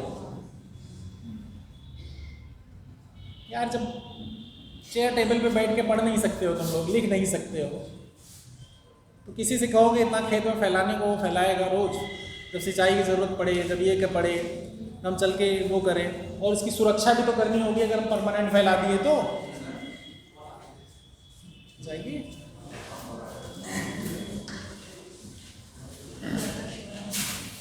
पड़ेगी ना, कि ह्यूमन बिहेवियर इन्वॉल्व है ना यहाँ पे। इतना झंझट कौन मोल ले यार, कौन उतना सुरक्षा रखे, सब पाइप वगैरह सुरक्षित रखना पड़ेगा। तो कहीं चूहे काट दिए, कहीं मौसम की वजह से नुकसान हो गया, कहीं चोरी हो गया, ये सब भी तो नुकसान है। ये सब कहीं ना कहीं कुछ ना कुछ हर्डल्स हैं इसमें, लेकिन गवर्नमेंट इसको सब्सिडाइज रेट पे प्रमोट कर रही है, तो इसका फायदा दिखेगा। फसल की प्रोडक्टिविटी बढ़ जाती है, फर्टिलाइजर का यूज कम हो जाता है, फसलों को प्रॉपर पानी मिलता है, पानी का मिसयूज कम हो जाता है, ग्राउंड वाटर डिप्लीशन घट जाता है। डिप्लीशन नहीं होता मतलब ग्राउंड वाटर डिप्लीशन मतलब नीचे जाना, और घट जाना मतलब वो कंट्रोल हो जाता है। ठीक है, तो इससे फायदे तो हो रहे हैं ना। और सेम चीज स्प्रिंकलर में हो रही है। स्प्रिंकलर में मेन फोकस क्या है, वाटर एक्चुअली पूरे पेड़ को, स्प्रिंकलर में पानी जैसे अगर ये पौधा है कोई, स्प्रिंकलर के थ्रू क्या है, फव्वारे के फॉर्म में आता है ना, इससे इसकी पत्तियों से होते हुए जड़ों पे जाता है, और ड्रिप में क्या है, सीधा जड़ों पे आता है। तो अगर पूरे को जाता है तो थोड़ा और फायदा होता है, इससे क्लीन हो जाती हैं और भी चीज़ें जो धूल गंदा। तो जैसे अगर इसकी पत्ती पे पड़ा, पानी पड़ा, साफ हो गई है, तो इसमें जो क्लोरोफिल होता है, क्लोरोप्लास्ट, फोटोसिंथेसिस, पता है ना, बढ़ जाएगा। ये फूड ज़्यादा बनाएगा तो अच्छी प्रोडक्शन होगी इसकी, बढ़ेगी कि नहीं? बायोलॉजी इन्वॉल्व होगी लग रहा है, बॉटनी। इसकी क्या होगी, प्रोडक्टिविटी बढ़ेगी ना। कई बार क्या होता है, बहुत धूल जम गई तो क्या होगा, पूरी तरह सन की एनर्जी को एब्जॉर्ब नहीं करेगा ना। तो ये चीज़ें इसमें भी फायदा करती हैं। कई बार देखते हो कि पेड़ों में दवाई छिड़की जाती है, या पेड़ की कई बार धुलाई होती है।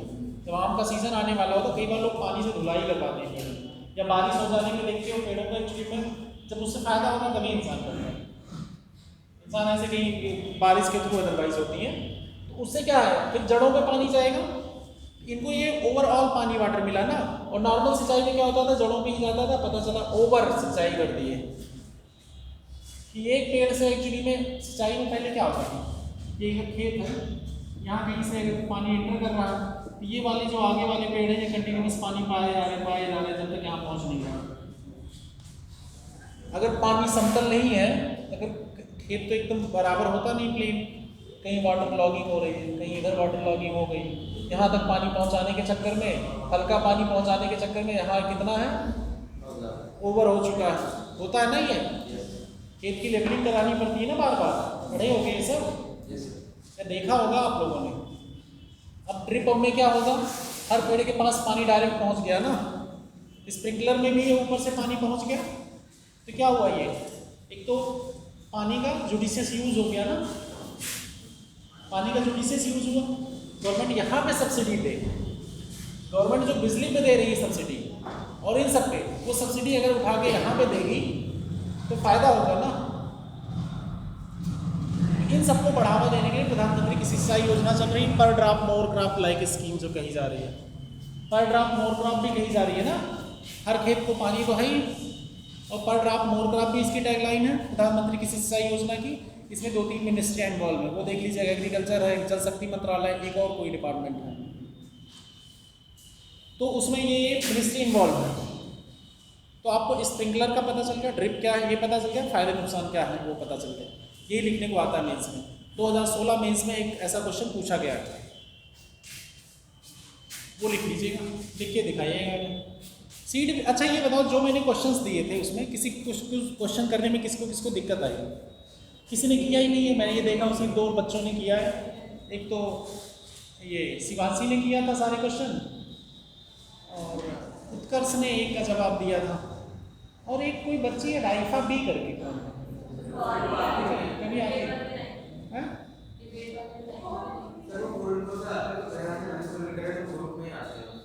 अच्छा, देखा नहीं मैंने कभी, बट वो एक्टिव रहती है ग्रुप पे, इसलिए मैंने पूछा।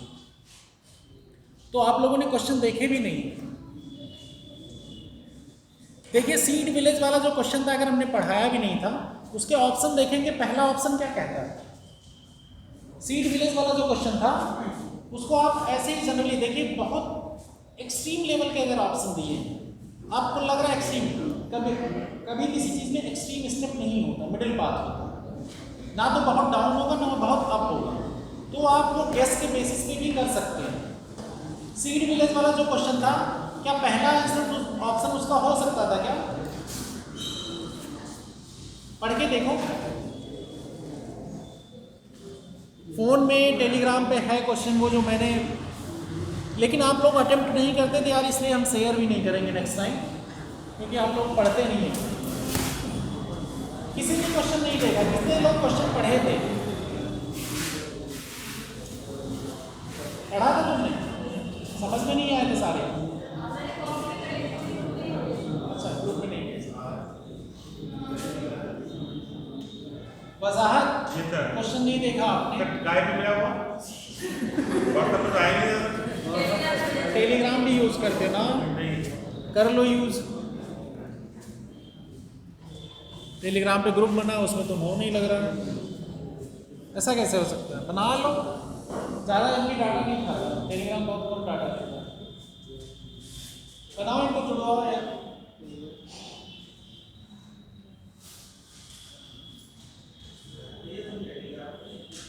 विकी, आपने किया था क्वेश्चन, देखा था? क्यों? अस्मित, क्वेश्चन पढ़ा था? सोनू, इतनी स्मार्ट सी फोटो लगाए और डीपी कर, और बताओ पढ़ते नहीं हो यार? देखे नहीं क्वेश्चन, पहचान भी नहीं आते तुमको यार वहाँ पे। ये लड़का हमारी क्लास का है, अच्छी डीपी है,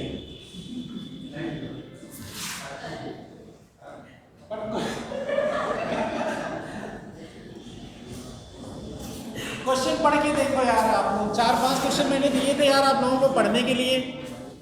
बताओ यार, इतना कौन टीचर ध्यान देगा यार? किसी कोचिंग में भी फोकस नहीं करेगा कोई, आप लोग पढ़ो या ना पढ़ो, पढ़ा के निकल जाएगा।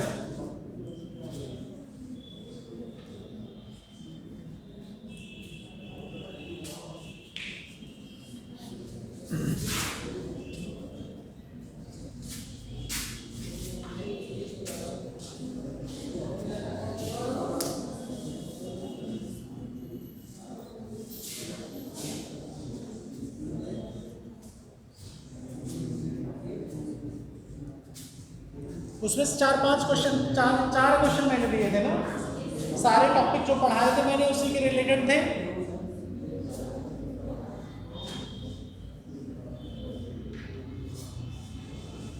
एक भी क्वेश्चन में दिक्कत हो रही है क्या? वो सब अभी रिसेंट में पूछे गए, 18-19 सब यूपीएससी के क्वेश्चन हैं। कौन से क्वेश्चन वहाँ पे करंट के लग रहे हैं? कई बच्चे आते हैं कहते हैं करंट से पूछे जा रहे हैं सर, करंट से पूछे जा रहे हैं। कॉन्सेप्ट क्लियर होने पे क्या वो क्वेश्चन करने में दिक्कत है क्या किसी को? जिन्होंने पढ़ा हुआ इनकी बात कर रहे हैं, जिन्होंने किताब नहीं खोली वो भाई उनके लिए तो कोई सोल्यूशन नहीं है।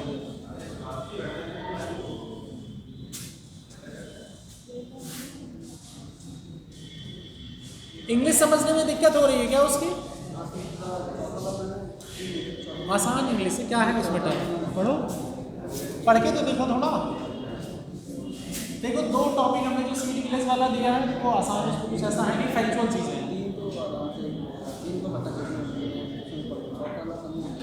सीड विलेज वाला नहीं हुआ था, सीड विलेज वाले का तो फिर मैंने एक्चुअली नोट्स भेजे थे ना। सीड विलेज एक्चुअली में कॉन्सेप्ट ऐसा है, सिंपल सा शब्दों में, सीड विलेज का कॉन्सेप्ट गवर्नमेंट ले आई कि किसानों को ट्रेनिंग दे दो, वो अपना सीड उपजाएं और अगल बगल के गाँव और अगल बगल के एरिया को भी सीड सप्लाई कर दें। यही है सीड विलेज का कंसेप्ट। इसमें कोई मतलब ना तो फोर्स है ना कोई आइडेंटिफाई किया गया है, ये कहा गया है कि उनको ट्रेनिंग और शिक्षा दे दो। तो उसके हिसाब से कौन सा ऑप्शन सही है? बी ना, पहला ऑप्शन ऐसा है कि जो पॉसिबल नहीं है, और थर्ड वाला ऑप्शन में कहा गया सर्टिफाइड करने का विलेज विलेज, तो ये भी पॉसिबल नहीं क्योंकि वो सरकार का वहाँ पे इंडिविजुअल की राइट वायलेट होगी अगर आप सर्टिफाइड करते हो, फोर्स करते हो। जैसे इंडिगो रिवॉल्यूशन में क्या था, रिवोल्ट क्यों हुआ था, आप अगर ध्यान रखेंगे इंडिगो रिवोल्ट क्यों हुआ था, वहाँ पे अंग्रेज लोग फोर्स करते थे, तो किसान कभी भी फोर्सफुल में कोई काम नहीं करना चाहता। अगर सीड सर्टिफाइड विलेज बना देंगे आप तो क्या होगा, वो एक इम्पोजिशन होगा ना किसी एरिया पे, तो आप उस तरह नहीं बना सकते ना। अगर वो जो उगाना चाहेंगे फसल, उनकी खेती है वो करेंगे, लेकिन हाँ उनको अगर ट्रेनिंग दे दिए गए, अगर उनको उसमें फ़ायदा लगेगा वो उपजाएंगे या और भी अपनी ज़रूरत की चीज़ें उपजाएंगे भी, ये होगा ना। देखिए थर्ड ऑप्शन वैसे भी नहीं हो सकता, पहला वैसे भी नहीं हो सकता, तीसरा ऑप्शन क्या है, प्राइवेट कंपनियों का कुछ ऐसा कुछ है, एंटरप्रेन्योरशिप नौकरी क्रिएट करेगा, तो ये भी यार ये बहुत एक्सट्रीम लेवल से बताया जा रहा है, बहुत आगे के। देखिए कई चीज़ें हैं, आप लोग ऑप्शन देख के भी लॉजिकली सोच के टिक कर सकते हैं।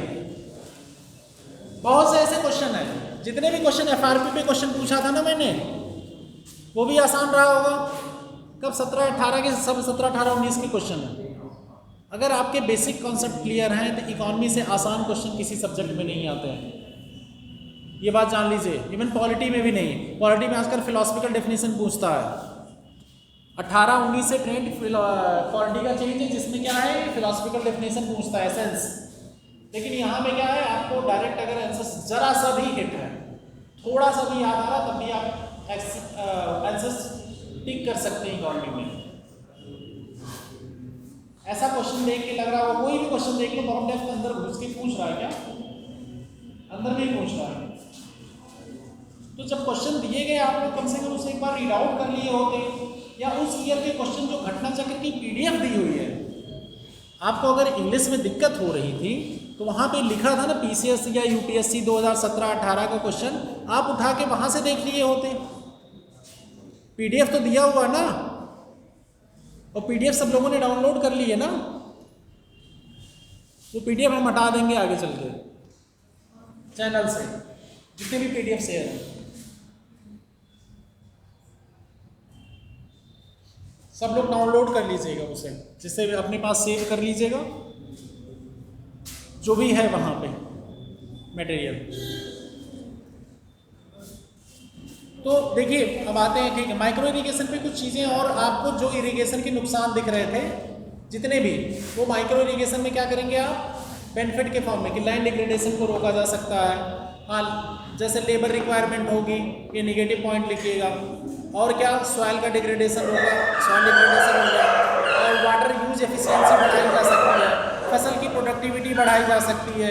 ये सब पॉइंट आप उसमें नोट डाउन कर देंगे माइक्रो इरिगेशन में।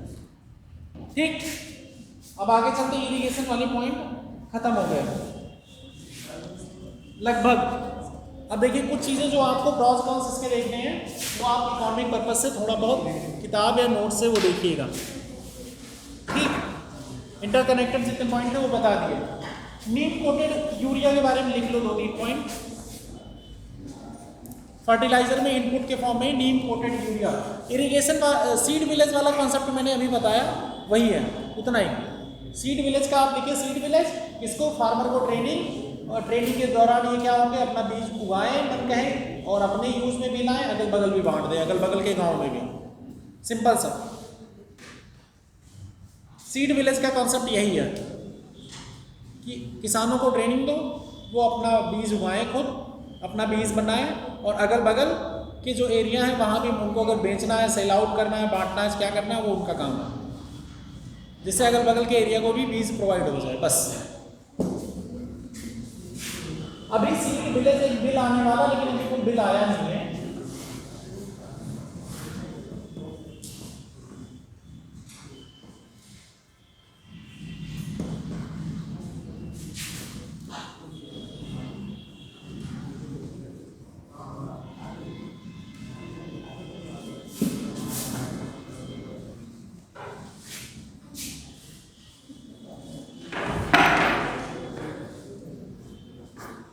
नीम कोटेड यूरिया 2015 में एक्चुअली में इसका कॉन्सेप्ट आया था। इसके बारे में लिख लो आप लोग थोड़ा सा।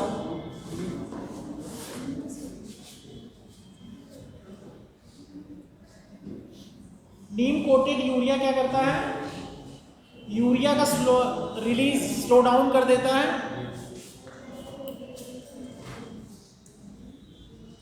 पेस्ट और डिजीज अटैक से बचाता है, उसको एक्चुअली में स्लो कर देता है, ज़्यादा प्रोटेक्ट करता है। पेस्ट मतलब कीड़ा, पेस्ट मतलब क्या होगा? वही जो एक्चुअली इंसेक्ट वगैरह जो अटैक करते हैं। पेस्ट मतलब क्या होगा? पेस्ट कंट्रोल करते हैं ना लोग, पेस्टिसाइड ना, कीटनाशक से। हाँ, कीटनाशक और बीमारियों से क्या करेगा? ज़्यादा बचाव करेगा ये। और कीटनाशक का यूज कम हो जाएगा नीम कोटेड यूरिया यूज करने से।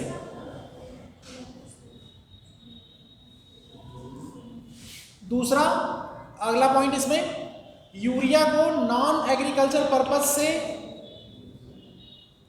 कई बार क्या होता है यूरिया का नॉन एग्रीकल्चर पर्पस के लिए भी यूज होता है, लेकिन यहाँ पे जब नीम कोटेड यूरिया हो जाएगा तो वो नॉन एग्रीकल्चर पर्पस के लिए यूज नहीं होगा, फिर सिर्फ एग्रीकल्चर पर्पस के लिए यूज होगा। तो मतलब यूरिया को प्रोटेक्ट करेगा जितनी प्रोटेक्शन होनी चाहिए। जब हम सब्सिडी बढ़ा रहे थे तो पहले क्या था, इनडायरेक्ट सब्सिडी थी यूरिया को, उसमें कंपनियां क्या करती थी कि नॉन एग्रीकल्चर पर्पस के लिए भी यूरिया यूटिलाइज करती थी और सब्सिडी लेती थी सरकार से। उसमें अब डायरेक्ट कर दिया गया कि भाई जो एग्रीकल्चर पर्पस के लिए यूज है उसी पे सब्सिडी देती है ना सरकार। यही है इसमें गवर्नमेंट ने मैंडेटरी किया है, लगभग 75% यूरिया जो आप बनाएंगे वो नीम कोटेड होनी चाहिए। 75% जो यूरिया बनाएंगे वो नीम कोटेड होनी चाहिए।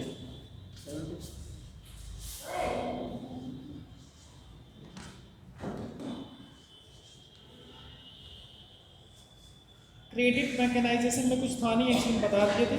अब आउटपुट पे आगे कुछ पॉइंट आएंगे। एक APMC एक्ट है, उसे पढ़ाएंगे कल, ठीक है?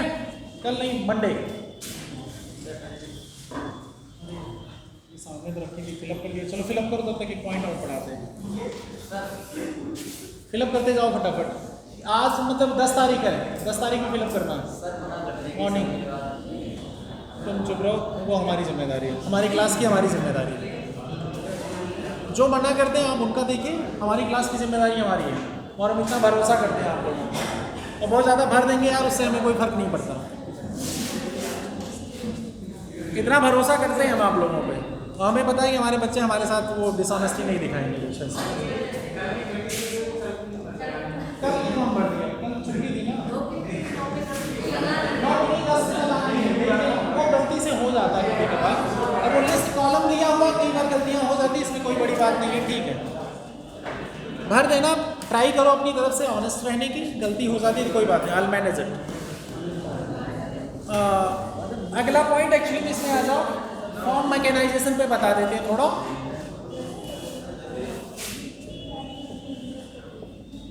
क्या कुछ बोल रहे हैं? फॉर्म मैकेनाइजेशन ये भी इनपुट है ना, मशीनीकरण। तो फॉर्म मैकेनाइजेशन में कौन कौन सी मशीन यूज होती है? CNC, VNC, NC,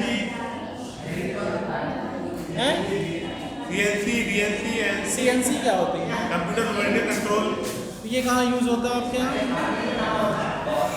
बनेगी ना यूज होती है, कहाँ पे यूज होती है बताओ हमें। इंडस्ट्री में, इंडस्ट्री। हम इंडस्ट्री की बता रहे हैं, फॉर्म मैकेनाइजेशन की बात कर रहे हैं। खेती का मशीनीकरण सब मशीनें बनती है इंडस्ट्री में। जो मशीनें जो है ये इंडस्ट्री बनेंगी तो जब तो आएंगी यहाँ पर। देखो जुताई के लिए आपको यूज होता है। देखो फॉर्म मैकेनाइजेशन किस किस सिस्टम पे होता है। देखो एक तो जुताई के लिए, सिंचाई के लिए, पहले ना सिंचाई के लिए, बुआई के लिए भी यूज हो सकता है क्या?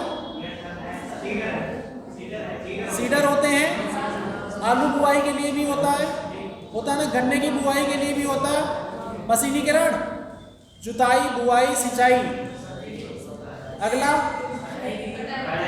कटाई के लिए, उसके बाद फर्टिलाइजर के लिए, छिड़काव के लिए, दवाओं के छिड़काव के लिए मैकेनाइजेशन होता है, गुड़ाई के लिए भी होता है। ठीक है, आगे आगे कौन से पॉइंट आएंगे?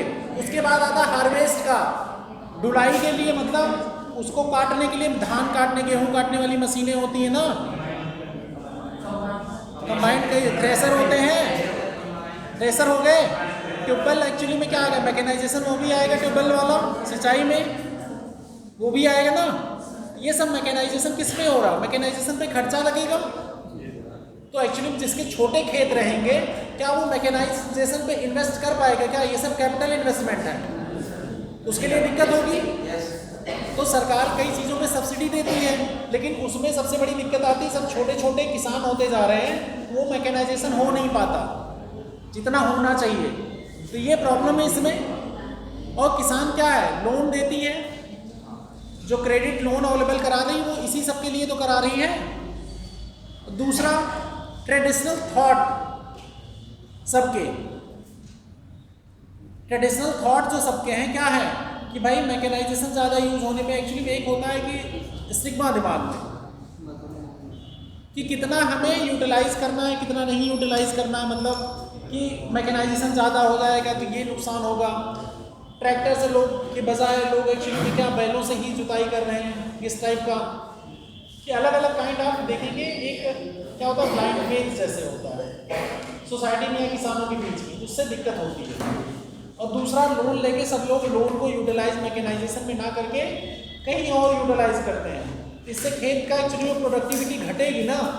अगर वो पैसे मैकेनाइजेशन में यूज हुए होते तो उसकी प्रोडक्टिविटी बढ़ती ना फसल की, बट बढ़ी नहीं। तो बढ़ नहीं रही तो कहीं ना कहीं मिसयूज हो रहा है मैकेनाइजेशन का, मैकेनाइजेशन का यूज नहीं होना प्रॉपर।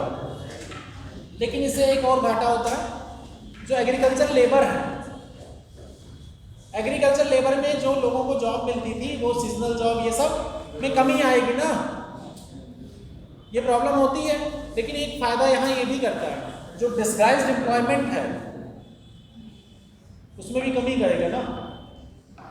डिस्गाइज्ड एम्प्लॉयमेंट, छद्म छिपी बेरोजगारी ना, बहुत ज़्यादा ओवर है ना किसानों का, तो उसमें क्या है, ये कमी करेगा ना। ये लोग फिर पैसे बढ़ेंगे लोगों के तो और आगे जाएंगे ना।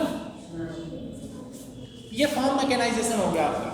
किस किस डायरेक्शन में कहाँ कहाँ मशीन यूज होगी, यही होता है किसान का मशीनीकरण। कहाँ पहुंची अटेंडेंस तुम्हारे पास है? आगे बढ़ाओ।